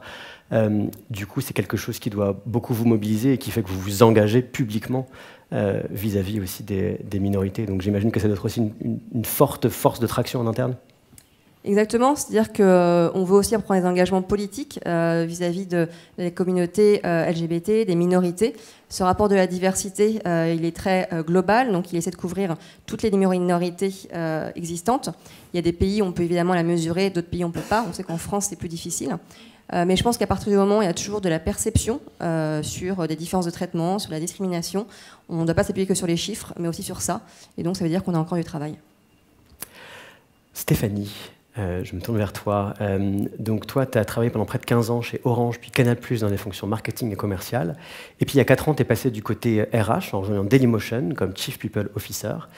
Et depuis 1 an et demi, tu es VP Global Talent Management chez Blablacar. Donc on s'en parlait tout à l'heure, tu es arrivé juste avant la crise du Covid. Le meilleur onboarding du moment. Voilà, très bon onboarding. Et donc toi, tu as pour mission de piloter sur l'ensemble des pays la stratégie d'acquisition, de développement, de rétention des talents pour cette entreprise qui, malgré un petit coup au business model avec le Covid, est quand même en croissance. Était également administratrice et secrétaire générale de l'Observatoire des métiers du futur. Alors, on a vu des grosses entreprises jusqu'ici, un peu plus grosses que Blablacar, même si Blablacar est une grosse entreprise, mais toi qui es peut-être plus familier avec le milieu des startups et des scale-up, pour le coup, c'est quoi les enjeux de l'inclusion et de la prise en considération de la diversité pour les startups et les scale-up ? Alors, il y a beaucoup d'éléments qui ont évidemment été déjà mentionnés. On a parlé des chiffres de l'enquête BCG tout à l'heure qui, je pense, est très intéressante. Il me semble un chiffre qui n'a pas été mentionné, qui porte sur l'innovation, que Elisabeth Moreno a évoqué. Et je crois que la différence entre les entreprises qui pratiquent une politique de diversité et celles qui ne l'ont pas, c'est 19 points. Et donc, les scale-up et les start-up, elles ont évidemment... Elles ont évidemment cet enjeu en matière d'innovation, hein, c'est ce qui les fait vivre. Ça, c'est si on se place du point de vue de l'entreprise. Si je me place d'un point de vue plus RH, ça a aussi été évoqué. On est dans une sphère où on a tous besoin de recruter, on a tous besoin de se différencier, on a tous besoin de retenir et d'engager nos talents. Et en fait, ce sujet, il n'est même plus une question, et c'est une chance. Je suis, moi, heureuse d'avoir aujourd'hui rejoint une entreprise pour laquelle la question ne se pose pas. Pas seulement parce que ça va servir l'entreprise et le bien-être des salariés, mais aussi parce que c'est au cœur de notre culture. Et je crois que ça commence par là, on y reviendra, je crois, un peu plus en détail tout à l'heure. Blablacar s'est fondé sur des valeurs qui sont, excusez-moi pour les anglicismes, freedom, fraternity et aussi le sujet de l'équité. Et en fait, c'est du coup assez évident pour nous que ce sur quoi on a fondé en fait notre projet d'entreprise doit se retrouver dans la façon dont on s'occupe de nos collaborateurs et ça s'incarne au plus haut niveau. Donc maintenant, c'est un projet de longue haleine. Donc je pourrais revenir après sur ce qu'on fait. Je vois qu'en effet, mes collègues ont déjà beaucoup de choses en place. Tout l'intérêt de ce type de table ronde, c'est de pouvoir échanger sur nos pratiques et continuer à grandir. Et je crois que nous, en tant que start-up et scale-up, on a une vraie responsabilité là-dessus parce qu'on a la chance d'être dans un environnement très dynamique qui fait beaucoup parler de lui. Et je crois qu'on a une opportunité pour servir aussi de rôle modèle par rapport à ça. Et si je me place d'un point de vue plus pragmatique, en fait, on n'a pas le choix parce que les collaborateurs qui sont chez nous ou qui nous rejoignent, en fait, ils ont cette exigence. Et je pourrais parler de l'enquête qu'on a fait quand on a lancé ce sujet vraiment proactivement chez nous il y a en fait 1 an, donc c'est assez récent. Et en fait, 80% de nos collaborateurs nous ont dit mais je veux que Blablacar fasse beaucoup plus en fait. Donc c'est une évidence pour eux qu'on doit faire plus. Et c'est une large majorité d'entre eux qui s'attend à ce qu'on le fasse. Alors en effet, tu l'as dit, on a un petit peu touché du doigt le sujet du comment est-ce qu'on le fait, mais c'était important de parler du pourquoi. Si on se tourne un peu plus en effet vers le concret, toi Stéphanie, tu nous disais chez Blablacar, vous favorisez vraiment une démarche bottom-up dans votre approche pour se saisir du sujet. Est-ce que justement tu peux nous en dire un peu plus sur la façon dont ces collaborateurs vous demandent plus et que vous faites après? Ouais, on a eu une approche qui finalement est double. Je l'ai dit tout à l'heure, ça commence par le haut et ça doit s'incarner au plus haut niveau. Ça ne peut pas marcher si on décrète que du jour au lendemain, l'entreprise va vouloir être diverse ou inclusive. Et donc ça s'incarne avant tout au cœur de la culture. Et c'est pas un mot, ça peut sembler assez bateau de dire ça, mais en fait ça prend vraiment une dimension importante quand la culture elle est véritablement incarnée et qu'elle se traduit concrètement au jour le jour par la façon dont on travaille, par la façon dont on opère. Le leadership doit être absolument représentatif de ça. C'est un rôle modèle dans l'entreprise et ils doivent eux-mêmes porter ces valeurs et cette façon d'agir et de se comporter. Et donc c'est pour ça que nous, on a souhaité porter cette stratégie, l'incarner, la définir. Et en fait, pour la faire, on ne l'a évidemment pas fait seul, parce qu'on ne détient absolument pas la vérité et on ne sait pas grand-chose. Et on a donc d'abord souhaité consulter nos collaborateurs. Donc on a fait une grande enquête pour vraiment faire un point de départ, avoir un espèce de T0 et ensuite pouvoir mesurer les progrès. Et c'est ce qui nous a aidé à orienter notre plan d'action. Donc je pourrais le détailler, parce qu'il est assez maintenant clairement explicite avec des objectifs et des temps précis, des timings d'action très précis. Et donc on a fait les deux. On a à la fois porté la stratégie au plus haut niveau, on a dégagé des budgets, on a dégagé des gens pour le faire, et on a en même temps consulté nos collaborateurs et itéré avec eux sur notre stratégie, sur nos plans d'action, sur nos priorités, en faisant des workshops avec eux, en continuant à les consulter, en ayant un certain nombre de représentants volontaires de toute forme de diversité que nous avons chez nous, qui participent et qui nous aident à définir nos plans d'action. Donc on est vraiment dans une approche double et avec cette volonté d'itérer en permanence en étant dans cette boucle d'apprentissage. On apprend, je crois qu'on va beaucoup apprendre sur le chemin. On s'est défini un cadre, mais chaque mois qui passe nous en apprend un peu plus et nous permet de corriger nos actions. Et comment est-ce qu'on onboard le CEO là-dedans?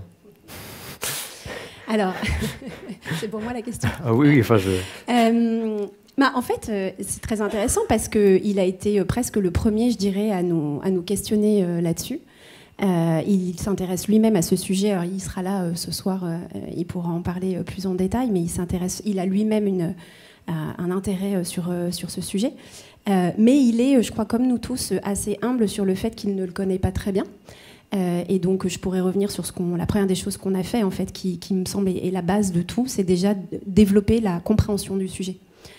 Parce que ne serait-ce que l'acronyme qui a été mentionné aujourd'hui à plusieurs reprises, en fait, tous les salariés ne sont pas capables de dire ce qu'il y a derrière. Et donc, c'est des choses aussi essentielles et basiques que ça. Et donc, en fait, son souhait, c'était déjà de comprendre le sujet, de comprendre de quoi on parle. Et on a commencé par ça et on a eu, comme vous l'avez mentionné tout à l'heure, tout un plan d'action sur augmenter la connaissance de ce sujet en faisant des keynotes, des workshops, en permettant aussi à nos salariés qui incarnent ces différents groupes de pouvoir évoquer leur expérience. Et je crois que ça commence par là. Et en fait, on l'a on n'a pas eu besoin de l'embarquer, on a besoin de l'alimenter pour qu'il comprenne le sujet, qu'il suive les résultats de ce qu'on fait, mais on a eu la chance de ne pas avoir besoin de le convaincre. Ok, oui, donc l'importance de l'éducation véritablement sur tous ces sujets. Maureen, je reviens vers toi. Donc on a parlé un petit peu du pourquoi tout à l'heure. Voilà, il fallait que Google, qui est une marque employeur très forte, un peu aussi, puisse montrer la voie. Et on est un petit peu rentré dans les détails du comment, mais voilà, il doit y avoir des sujets D&I très nombreux chez Google. C'est quoi tes priorités et comment est-ce que tu fais pour t'y retrouver, pour prioriser les différents sujets? Alors évidemment, il y a des sujets D&I très nombreux chez Google. Et puis, comme Stéphanie l'a mentionné, on s'appuie surtout sur nos collaborateurs pour faire remonter les sujets qui sont importants pour eux. Donc nous, on travaille sur toute la diversité parce qu'on pense qu'il faut inclure tout le monde dans l'entreprise. Donc on a évidemment un réseau Pride LGBT qui est très actif chez Google, aussi un réseau les femmes chez Google, les personnes en situation de handicap. On a un Black Google Network, on a Asian Network également.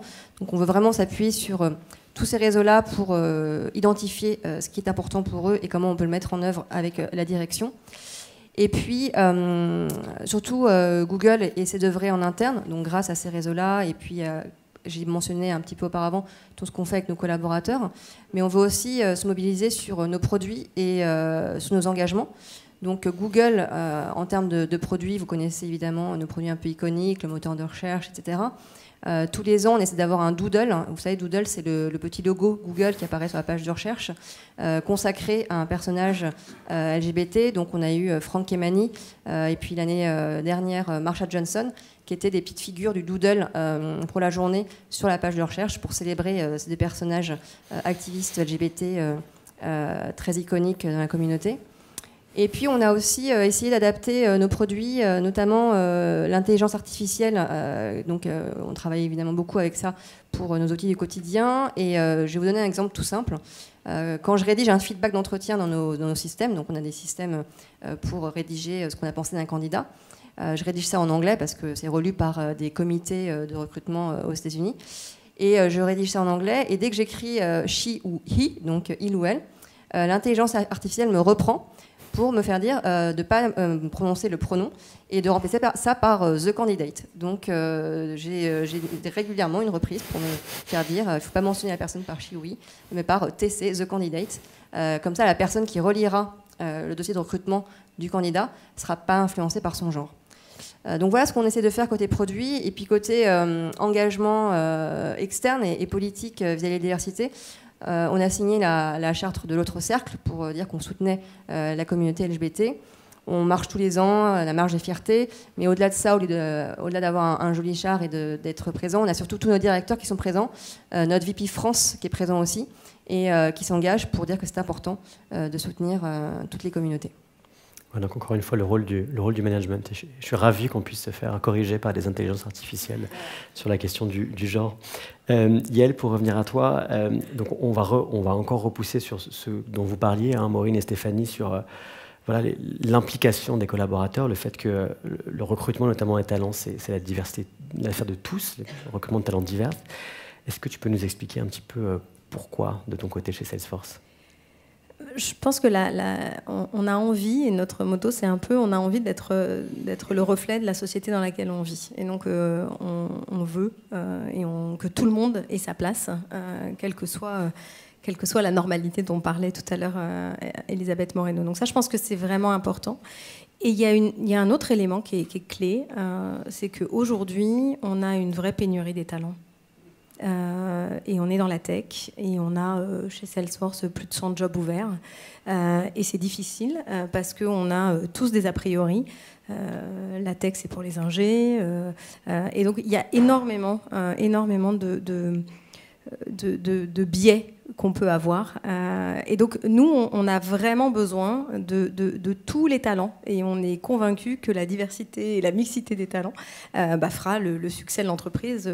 Thomas en a parlé avec les 9% de marge tout à l'heure. Donc, c'est ce dont on est convaincus. Donc, qu'est-ce qu'on fait pour ça ? D'abord, vous l'avez vu, Émilie était là. Donc, on est tous très engagés. Elle vous a parlé des actions de Marc Benioff. Donc politiquement, économiquement, c'est des sujets sur lesquels l'entreprise communique énormément vraiment est très très engagé. Et après, ça se traduit par différents leviers, différents sujets. Je vais reprendre un peu ce que vous avez dit, Stéphanie et Maureen, mais on a à peu près évidemment les mêmes éléments. La première chose, c'est qu'on s'assure bien que les job descriptions qu'on fait, elles sont complètement dégenrées et complètement adaptées à tout le monde. Donc ça, c'est la première chose. La deuxième chose, c'est qu'on forme tout le monde au biais inconscient. On ne dit pas que c'est pas bien d'avoir des biais, parce qu'on en a tous et que c'est normal. Il faut juste qu'ils soient conscients et qu'avant chaque processus de recrutement, on se pose la question de pourquoi est-ce qu'on réagit comme ça et d'où vient notre biais. Donc on a des formations et aujourd'hui, si vous n'avez pas ces formations-là, vous ne pouvez pas faire partie du processus de recrutement. Donc c'est vraiment éliminatoire. Donc voilà, ça c'est des éléments clés. Émilie vous a parlé de toutes les bénéfices qu'on donnait. Pareil, le congé maternité n'existe pas. C'est ce qu'on appelle un congé parental pour les parents. Et en fonction de parent 1 ou parent 2, vous avez une durée qui est différente. Mais voilà, donc tout ça, c'est des éléments sur lesquels on communique. Évidemment, on a chez nous le Bold Force pour les populations black. On a le Women. On a donc toutes ces communautés à travail ensemble sur des actions communes ou des actions séparées. L'objectif, c'est de créer, de sensibiliser et de communiquer dans ces communautés pour être friendly sur tous les types de talents qu'on pourrait recruter. Donc vraiment, on a une forte ambition d'atteindre cette diversité. Voilà. Donc on voit bien en effet comment l'environnement, en tout cas, est créé au sein de l'entreprise. Et c'est une question peut-être pour vous toutes et vous tous. Sur le recrutement, il y a en effet la façon dont on écrit les offres d'emploi. Comment on fait pour aller chercher les talents LGBT? Est-ce qu'il y a des endroits qui existent? Est-ce que c'est assez développé? Est-ce que vous avez une opinion là-dessus? Moi, je pense que, je vais laisser les autres parler après, je pense que plus notre communauté LGBT se sentira à l'aise, plus elle communiquera. Et de la même façon qu'on fait du referral, de la cooptation en français, sur les gens qui sont proches de notre communauté, on pense que c'est le meilleur outil. Donc c'est la communication de nos communautés en interne. Je suis assez d'accord sur la cooptation. Je pense que le fait de se sentir bien et d'avoir envie de dire à son propre réseau, bah en fait j'y suis vachement bien, vas-y viens, en plus t'as des compétences qui sont cool, vas-y viens, en fait naturellement on touche toutes les communautés de tous nos employés. Et donc on va avoir plus de parents avec le temps, ou de gens qui sont parents et qui savent qu'on peut organiser sa vie de parent et sa vie professionnelle. On va avoir plus de femmes parce que les femmes qui sont chez nous se sentent bien et qu'elles en parlent à leurs copines. On va avoir aussi plus de gens LGBT, QIA+, et tous en fait, parce qu'ils vont en parler à leur propre réseau. La deuxième chose, je pense, c'est un peu d'éducation. Et travailler aujourd'hui sur qui sera le candidat de demain. Chez Criteo, parmi toutes les communautés, je pense qu'on a tous à peu près les mêmes, hein, mais qui nous nourrissent et qui nourrissent nos stratégies. On en a une sur l'éducation qui est pour faire découvrir les métiers à des populations auxquelles on n'irait pas chercher demain. L'idée, c'est un peu de sortir de ce circuit fermé dont parlait Madame la Ministre tout à l'heure et d'aller chercher et de faire découvrir ces métiers qui sont en plus des métiers attractifs, qui sont des métiers tech, enfin je veux dire, ça parle aux nouvelles générations.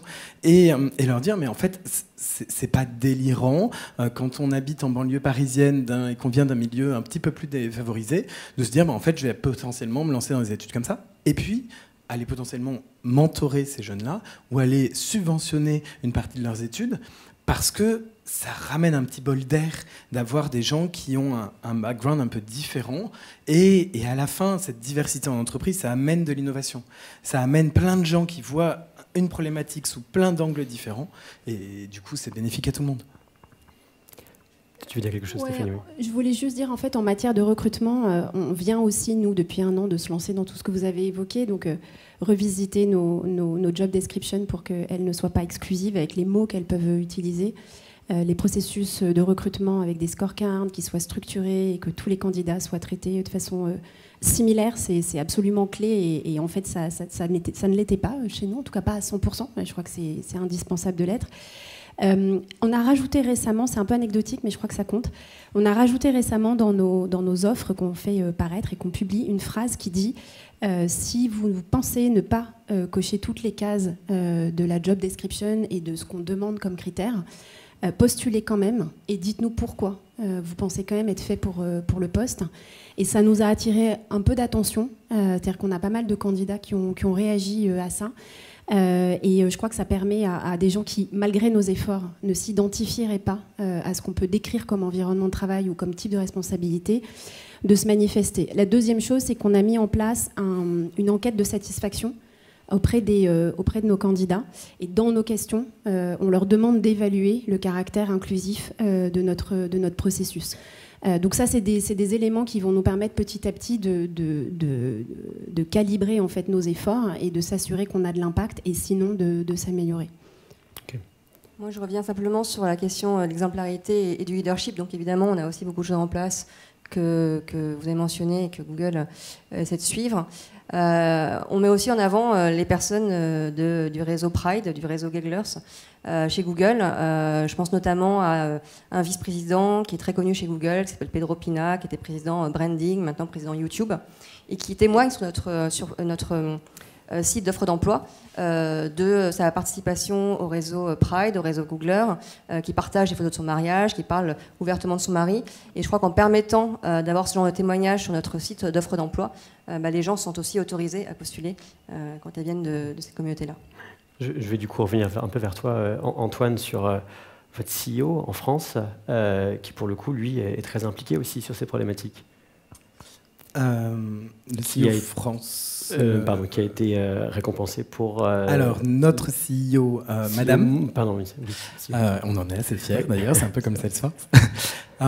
Et puis tout à l'heure, on parlait du coming out, et pour l'anecdote, je crois la 4e ou la 5e phrase qu'elle a dit la première fois où elle a parlé à tous les employés, parce que c'était son premier jour, en live, devant tous les employés du monde entier, elle a parlé de sa femme, à la 4e ou 5e phrase, dans le flow, comme ça.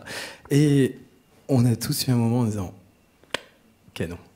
C'est facile, c'est fluide. » Et c'est vrai que elle est hyper moteur sur ce genre de choses. Et pas que sur le sujet LGBT, sur tous les sujets diversity and inclusion. Le sujet Black Lives Matter, je pense, a fait des vagues qui sont arrivées jusqu'en Europe, clairement.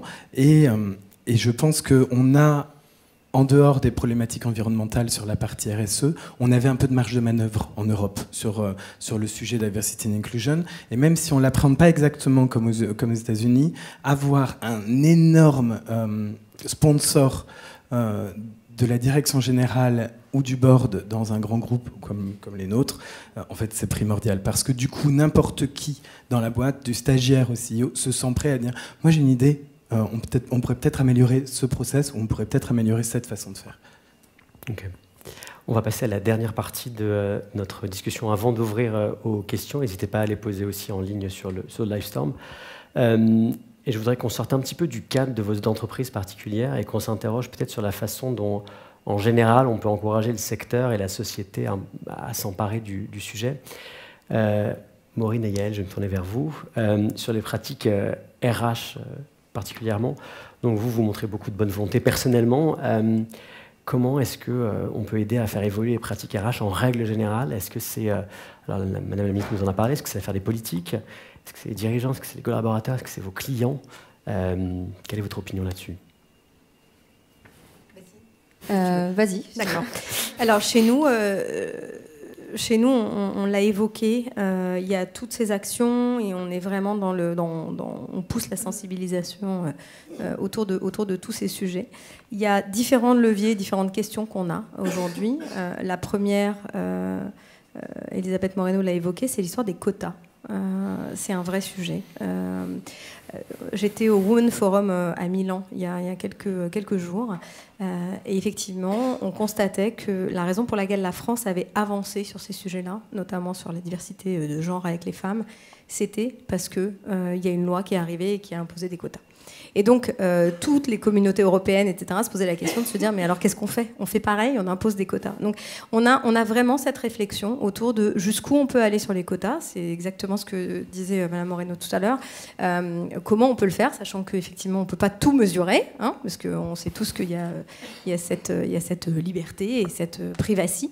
Donc ça, c'est une vraie question qu'on a. Émilie l'a dit tout à l'heure, nous, on s'impose des quotas de femmes en France, alors qu'on n'est pas forcément éligible, mais en tout cas, on se les impose. Donc ça, c'est des vrais éléments. Le deuxième élément, c'est qu'on ne réfléchit pas Salesforce only, on intègre tout notre écosystème. C'est-à-dire que, encore une fois, hein, on n'est pas une entreprise philanthropique, on veut gagner de l'argent. Et pour gagner de l'argent, on ne peut pas gagner de l'argent si nos partenaires ne sont pas embarqués avec nous et si nos clients ne sont pas embarqués avec nous. Et donc, on travaille énormément à créer et à déployer tout ce qu'on fait en interne chez nos clients et chez nos partenaires. Donc, on walk the talk en anglais. Voilà, on prêche la bonne parole. On a un côté évangélisateur. Et donc, on travaille énormément et on fait des actions communes, alors de RSE, de CSR, avec nos clients et nos partenaires, parce qu'on a tous les mêmes problématiques et que la réflexion va bien au-delà de ce que nous, Salesforce, avec nos 70 000 collaborateurs dans le monde, on est capable de faire. Donc voilà comment on essaye d'embarquer et d'avoir une politique bien plus large sur tous les sujets qu'on a évoqués autour de la diversité. Je suis complètement d'accord avec toi, Yael. Les quotas, moi, j'y serais favorable, en tout cas, d'un point de vue personnel. Je crois que les pratiques RH, elles changent si évidemment la RH a la conviction que c'est la bonne chose à faire et si surtout le management, le leadership a la conviction que c'est la bonne chose à faire. Donc le changement, il vient vraiment du manager. Le manager, c'est celui qui inspire, c'est celui qui motive, celui qui garde les équipes. Quand on a un bon manager, on a envie de rester. Quand on a un mauvais manager, on a envie de partir. Donc la clé, elle est vraiment là-dedans. Donc quelle est la conviction du leadership et du management sur ces problématiques de diversité et d'inclusion? Et puis on change aussi, je pense, quand on arrive à capter les signaux des équipes. Mais pour ça, il faut laisser de l'espace et des forums pour que les équipes s'expriment dans un climat de confiance et de sécurité. Et nous, on essaie de créer des forums pour toutes les 2 semaines avoir des questions en anonyme qui sont remontées par nos collaborateurs. On a parfois des témoignages de microagressions, de comportements inappropriés. Et justement, il faut qu'on ait ces forums-là où les personnes puissent s'exprimer pour qu'ensuite, nous, on puisse amorcer des chantiers différents et modifier certaines de nos pratiques. Alors peut-être pour un petit peu plonger sur le petit point sur la politique, les quotas, etc. Et je me tourne du coup vers Antoine et Stéphanie, parce qu'on voit que ça bouge quand même, hein, il y a plein de chartes, d'index, de scoring, etc. Est-ce que vous pensez qu'il faut laisser les entreprises s'engager de façon volontaire vers le sujet, ou peut-être les pousser un peu plus fort d'un point de vue légal ? Je peux commencer. Question dure, hein. Non, mais je crois qu'en fait, l'un ne va pas sans l'autre. Je crois que l'État et les lois, évidemment, nécessaires. On l'a vu sur plein de sujets. Mais comme l'a dit tout à l'heure Madame Moreno, c'est pas suffisant, en fait. Donc je crois que c'est vraiment les deux. Et c'est là où je dis qu'en tant qu'entreprise, on a une responsabilité par rapport à ça. Et en fait... Après, je crois qu'il faut se fixer des objectifs réalistes et c'est un chemin. On fait partie des entreprises de la tech où on a encore malheureusement peu de femmes, pour citer ce sujet-là. Donc on s'est donné des objectifs qui nous semblent très ambitieux, mais qu'on va tout faire pour atteindre. Et je crois que c'est important de mesurer en fait ce qu'on fait et de se donner des objectifs. On a construit en interne notre propre index inclusion. Pour le moment en tout cas, en attendant qu'éventuellement il y ait une loi plus concrète qui nous y oblige, mais elle reflète vraiment notre culture et notre façon d'aborder le sujet et la stratégie qu'on a mis en place, et elle s'articule autour de 10 questions très précises qu'on va mesurer plusieurs fois par an. Donc c'est important, je pense au niveau des entreprises, indépendamment de ce que l'État fait, de se donner des plans qui soient mesurables avec des objectifs et de les mesurer au fil du temps pour corriger le tir, en fait. Moi, je crois qu'on a la chance, entre guillemets, de faire partie de l'environnement tech. Et je pense que tu l'as dit en introduction, la tech et le côté californien de la tech a été un peu la locomotive de ces sujets-là pendant des années. Et donc, c'est vrai qu'il n'y avait pas forcément la législation qui allait avec, et pour autant, la tech a commencé à le faire. Je pense que amener des normes, amener des index, en fait, ça oblige tout le monde à suivre. Et ça met tout le monde sur un espèce de pied d'égalité, de façon à pouvoir se comparer, de façon à pouvoir partager les bonnes pratiques, etc. En se disant, attention, c'est pas que la tech parce qu'ils ont de l'argent, ou pour je ne sais quelle autre raison, ou parce qu'ils ont envie, ou parce qu'ils viennent de Californie. Mais en fait, la banque, et puis l'assurance, et puis l'artisanat, et puis en fait tout le monde est prié de suivre. Et c'est pas. Je pense que ces index-là ont cette utilité. Par exemple, le rapport de performance non financière, donc le fameux rapport RSE que n'importe quelle boîte cotée en France est obligée d'avoir. En fait, ça a mis la France pendant des années en avance par rapport à plein d'autres pays, parce que tout d'un coup, toutes les grandes entreprises françaises ont eu l'obligation de se poser la question de où est-ce qu'ils en étaient sur toute une série de sujets en rapport avec la RSE. Et ça, en fait, ça nous a obligé plein de grands groupes à se poser la question. Et ils s'en posaient déjà certaines, et pas d'autres. Et tout d'un coup, ça a ouvert le champ des possibles à plein de gens. Ce rapport évolue parce qu'une nouvelle directive de l'Union européenne en 2023, on va tous être obligés d'aller un petit peu plus loin dans nos politiques RSE pour répondre aux nouvelles normes en 2023. Et c'est un peu pareil sur l'index d'égalité hommes-femmes qu'on est obligé de publier en France. En fait, ça oblige tout le monde à se mettre à un certain niveau. Et ça, je pense que c'est très bien.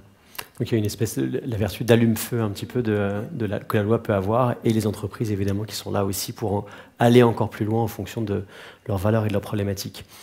Avant d'ouvrir la question à la salle, peut-être un dernier petit point, chacun et chacune en 2 lignes. Est-ce que vous avez des grands projets à venir pour vos entreprises en termes d'engagement pour la diversité et l'inclusion? Est-ce que vous avez des choses dans les cartons à nous partager?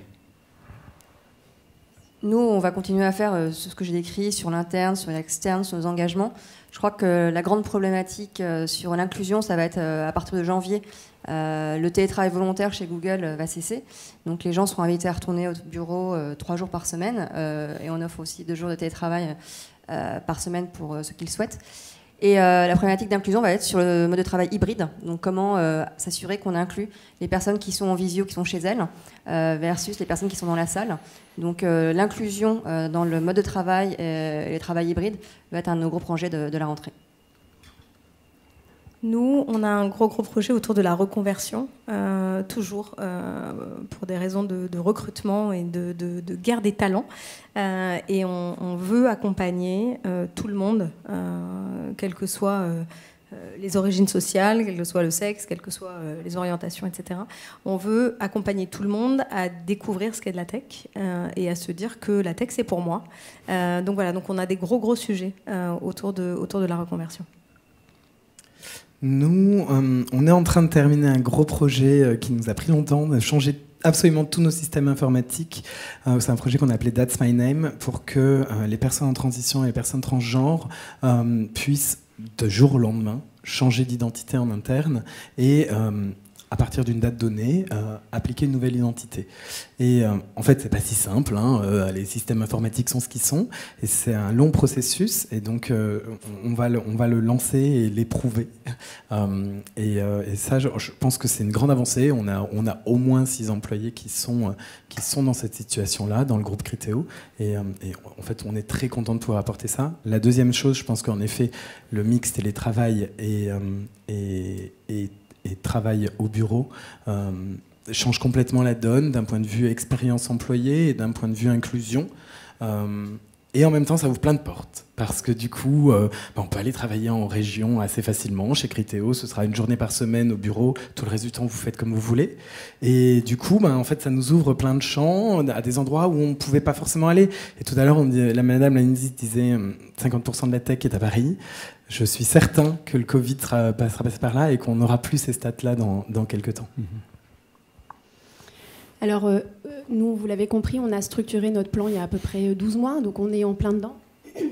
On l'a structuré autour de 3 enjeux principaux qui sont avoir un lieu de travail et qui soit inclusif, à s'assurer de l'inclusion de la diversité dans les recrutements, et un dernier sujet dont on n'a pas beaucoup parlé, qui est l'égalité d'accès aux promotions et aux évolutions dans l'entreprise. Alors le sujet du recrutement, on l'a largement abordé, j'ai rien de plus, je pense, à dire par rapport à tout ce qui a déjà été mentionné. Sur Inclusive Workplace, en fait, il y a quelque chose dont vous avez parlé, qui est encore embryonnaire chez nous, mais qu'on voudrait soutenir de plus en plus, qui est en effet les communautés de collaborateurs qui se créent spontanément. Alors chez nous, la communauté LGBTQ est illustrée par le Blabla Rainbow, qui est la communauté qui a été au départ la plus active et qui amène beaucoup de débats en interne. Donc on est des fervents supporters de cette communauté. Mais un des projets qu'on a, c'est de mieux structurer cette approche. Il y a beaucoup d'entreprises qui sont très actives, où ce qu'on appelle les ERG sont extrêmement à la fois structurées, mais aussi accompagnées et supportées. Fait partie des choses qu'on veut faire. On salue aussi les initiatives de nos collaborateurs. On a eu à l'occasion de la journée en mai de l'homophobie une coding night pour laquelle un collaborateur a élaboré un petit bot en interne qui détecte dans nos échanges les mots ou les phrases qui ne seraient pas inclusives. Donc ça fait partie des choses qu'on voudrait développer. On a aussi tout un groupe qui représente diverses communautés qui est en train de travailler sur un guide de communication inclusive. Donc on voit bien qu'on a beaucoup d'initiatives autour de ça. Et enfin, sur tout ce qui est égalité d'accès à des promotions, à des rémunérations plus équitables, etc. On est en train de formaliser des choses qui sont peut-être déjà très bien faites chez vous, mais ce qu'on appelle des carrières pass, c'est-à-dire avoir des structures de famille, de métiers qui soient beaucoup plus formalisées avec les différentes évolutions possibles et des niveaux de rémunération qui soient standardisés, en fait, pour qu'il n'y ait plus de débats et de biais autour de ça. Et on est aussi en train de travailler sur différents projets de formation en leadership et en mentoring pour les personnes qui en auraient besoin et qui se manifestent, et notamment sur le sujet des femmes, qui est un sujet important. On a beaucoup de demandes en la matière. Voilà. Si je peux me permettre, parce que j'aime vraiment bien ce sujet, je pense que la différence de salaire entre les genres, c'est un vrai sujet, et on a toujours tous naturellement tendance à se dire qu'on n'a pas le problème chez nous, d'autant plus dans la tech, parce qu'on est déjà, on sait tous qu'on a le problème d'attirer assez de femmes. On n'a pas la sensation d'avoir le problème comment est-ce qu'on les traite quand elles sont là, et est-ce qu'on est sur un pied d'égalité. Et je balaye devant notre porte en premier, parce que chez Criteo, on s'est toujours dit pas trop de problèmes, ça va, jusqu'au moment où on s'est quand même dit on va quand même faire l'étude de façon vraiment poussée. Mais en fait, on avait un écart. Et tout d'un coup, on est allé à notre CEO et à notre board en leur disant en fait, on a trouvé, il y a un écart, il n'est pas gros, il est de 3%, mais il y a un écart. Puis au niveau de Criteo, ça coûte quand même quelques millions, de 3%. Et du jour au lendemain, la réponse du management a été on clôt l'écart, on ne veut plus jamais voir ça, et mettez toutes les actions en place pour que l'écart ne se recrée pas. Et ça, c'est hyper important, et je pense qu'il faut absolument balayer devant sa porte et pas simplement mettre un fond Rainbow sur LinkedIn au mois de juin. Il faut absolument l'accompagner d'actions. Oui, c'est très clair. Yael, peut-être que vous avez quelque chose. Juste exactement la même expérience. Marc Benioff, il y a quelques années, se dit non, mais chez nous, il n'y a pas d'écart. Et effectivement, il lui a été montré qu'il y en avait, et il a réglé le problème de la même façon. Et depuis, chaque année, il y a des analyses qui sont faites et on fait des régularisations exactement de la même façon. Être sûr que l'écart ne se recrée pas. Et ouais, c'est ça. Ouais, donc on est vraiment encore sur ces problématiques de partager l'information pour qu'il y ait cette prise de conscience auprès notamment du top management. Merci à tous les quatre, toutes les quatre. On va ouvrir le temps pour les questions, si vous en avez. Alors, on sait qu'on en a en ligne. Déjà, normalement, je te laisse en prendre connaissance déjà. Absolument, je les ai lus et je vais juste vous emprunter un micro, je suis désolé. Merci. Prendre une question de la salle et puis après, on prendra les questions en ligne. Voilà, merci. Bonjour, Aurélien Beaucamp, je suis le responsable RSE de Page Group, donc les marques Page Personnel, Michael Page. Donc on fait du recrutement, du conseil en RH. Et la question du recrutement, elle est fondamentale. Moi, ce que j'ai l'habitude de dire à nos clients, c'est que, ok, très bien, vous recrutez, vous cherchez des profils handicapés, vous le recherchez. Alors LGBT, c'est compliqué parce qu'on ne marque pas sur le CV généralement. Mais effectivement, on regarde ça quand même. Mais sur le handicap et sur les femmes, c'est un vrai sujet parce qu'on nous dit, voilà, présentez-nous des femmes, présentez-nous des handicapés. Mais en creusant un peu, je dis, monsieur le client, vous faites quoi en politique de diversité et d'inclusion chez vous? En fait, pas grand-chose. Donc vraiment, c'est les deux sujets. Mais quand je dis ça, c'est pas fini parce que je vais quand même revenir sur le recrutement. Quand on a les deux parties en interne et à l'externe sur le recrutement, c'est important. Mais ce recrutement, au-delà de la question de se dire on va aller chercher des profils dans la diversité, etc., le problème, c'est le logiciel. Autant les RH, c'est pas tellement le souci, mais quand on est en front, nous, cabinet de recrutement ou intermédiaire de l'emploi avec des clients finaux, le sujet, et c'est pas une critique parce que c'est comme ça, c'est les opérationnels qui recrutent énormément au quotidien et qui ont une façon de travailler qui fait qu'il faut que ça aille vite. Il faut que je trouve quelqu'un qui soit opérationnel tout de suite. Donc en gros, ça veut dire, et quand ils le disent pas, quand ils disent ça, ils pensent pas à mal, c'est de dire, je cherche quelqu'un qui me ressemble. Donc en gros, c'est le type de la formation, pour pas dire l'école, hein, parfois, c'est même souvent le cas. Une projection, on va dire type en termes d'expérience, c'est-à-dire quelqu'un qui aura fait du conseil dans un premier temps, peut-être de l'international et qui ensuite aura terminé chez un client final. Et en fait, le problème, il est déjà là, parce qu'à ce moment-là, quand on recherche ce type de profil, c'est un profil en fait qui fait écho à ce que la personne est en tant que recruteuse. Et donc finalement, on discrimine déjà énormément. Et quand je dis ça, c'est pas envoyer un pavé dans la mare, mais d'une certaine façon, si, parce que personne n'en parle jamais. Donc, bon, nous, on a quelques solutions en tête sur ces sujets-là, mais du coup, j'aimerais bien avoir votre réaction sur ces sujets, parce que j'ai l'impression que pour les RH, ça ne doit pas si être évident que ça pour faire évoluer les choses. Merci. Je peux peut-être juste commencer, parce qu'on en avait parlé un peu, effectivement. C'est vrai, on passe notre temps à leur dire ne recrutez pas des clones, prenez des risques. Et c'est pas facile, parce que c'est compliqué d'être sûr, et un recrutement, c'est risqué. Donc voilà, je suis complètement d'accord. Et d'où cette formation obligatoire de prise de conscience de ces biais. Et donc, chez Salesforce, vous ne pouvez pas recruter en tant qu'opérationnel si vous n'avez pas eu cette formation. Et c'est une formation qui a lieu, qui est renouvelée tous les ans. C'est ce qu'on appelle une certification en interne. Donc voilà, donc oui, on pousse fort, oui, on essaye, et on n'a pas toujours gain de cause, mais il y a un vrai sujet, dans l'entreprise, donc on pousse énormément, et cette certification des biais inconscients nous aide beaucoup. Non, mais je crois qu'en fait, c'est la somme de tout ce qu'on s'est dit, en fait. C'est-à-dire que c'est plein de petites initiatives qui, à la fin, vont finir par changer le logiciel que vous avez évoqué des managers qui recrutent. Et on est confronté à la même chose, hein. On est une entreprise tech, on a besoin d'aller vite, on ne peut pas se permettre. Tout ça, on l'entend en effet au quotidien. Mais c'est en mettant en place toutes les initiatives dont on a parlé, c'est en renforçant des processus de recrutement qui soient les plus inclusifs et les moins biaisés possibles qu'on va y arriver. J'ai mentionné les scorecards, c'est hyper important en fait, parce qu'on a plus de chances de recruter de clones si on s'assure que les exigences se traduisent en compétences. Donc on n'évalue pas la personne, on évalue des compétences. Et donc il faut que les compétences, elles soient explicites, il faut qu'elles soient traduites en entretien par des questions précises qui amènent des réponses précises. Et il faut que toutes les questions soient posées de la façon exactement la même à tous les candidats.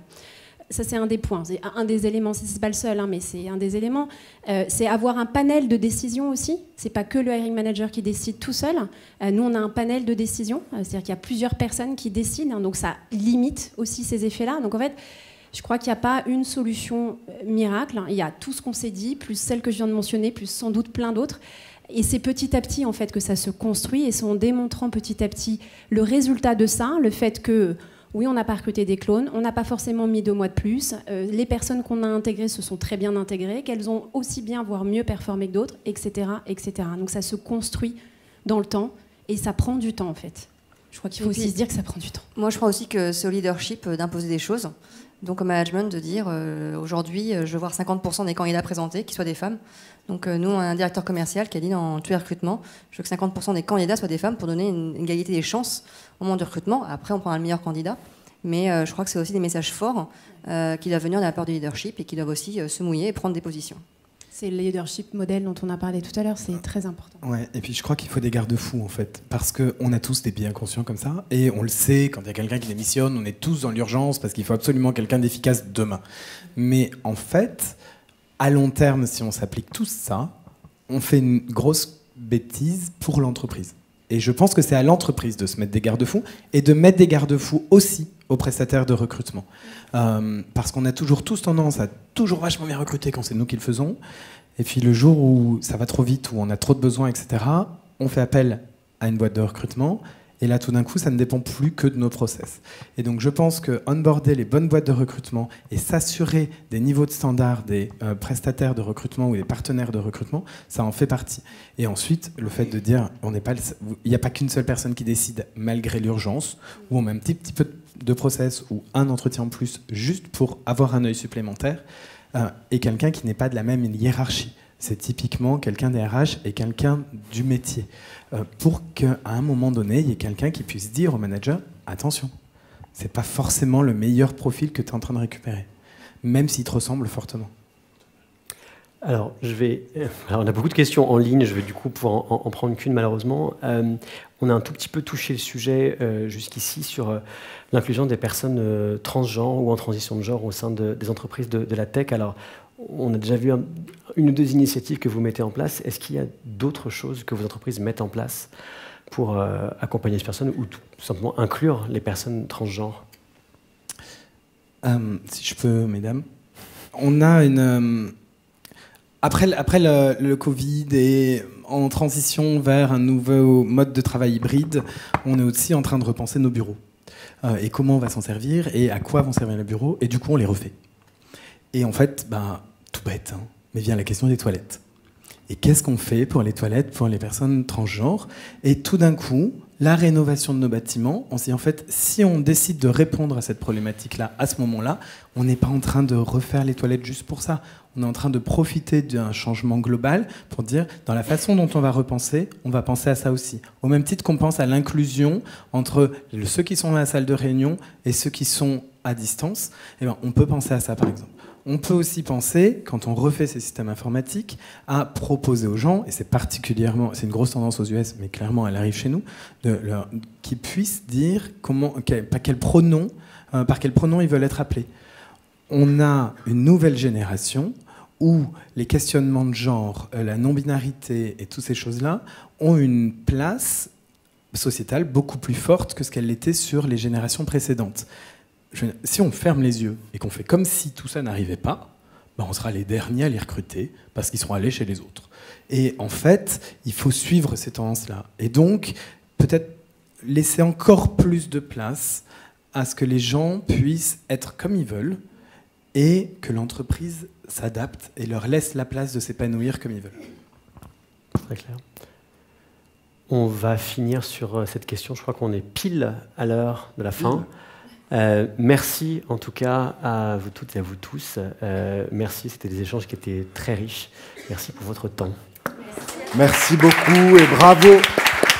Bravo d'avoir participé, d'avoir accepté cette invitation et d'avoir donné votre avis, participé à cet échange. C'était pas un exercice facile.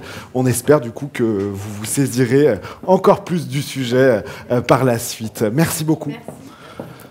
Et puis merci à vous tous. On se retrouve dans une demi-heure ici même pour une table ronde sur le produit avec des collaborateurs d'IBM, de June, de Sista, Elaya et de Faber Novel. Une table ronde passionnante que j'aurai le plaisir d'animer. Pareil sur Livestorm, ça se passe à 16h40. À tout à l'heure et merci beaucoup.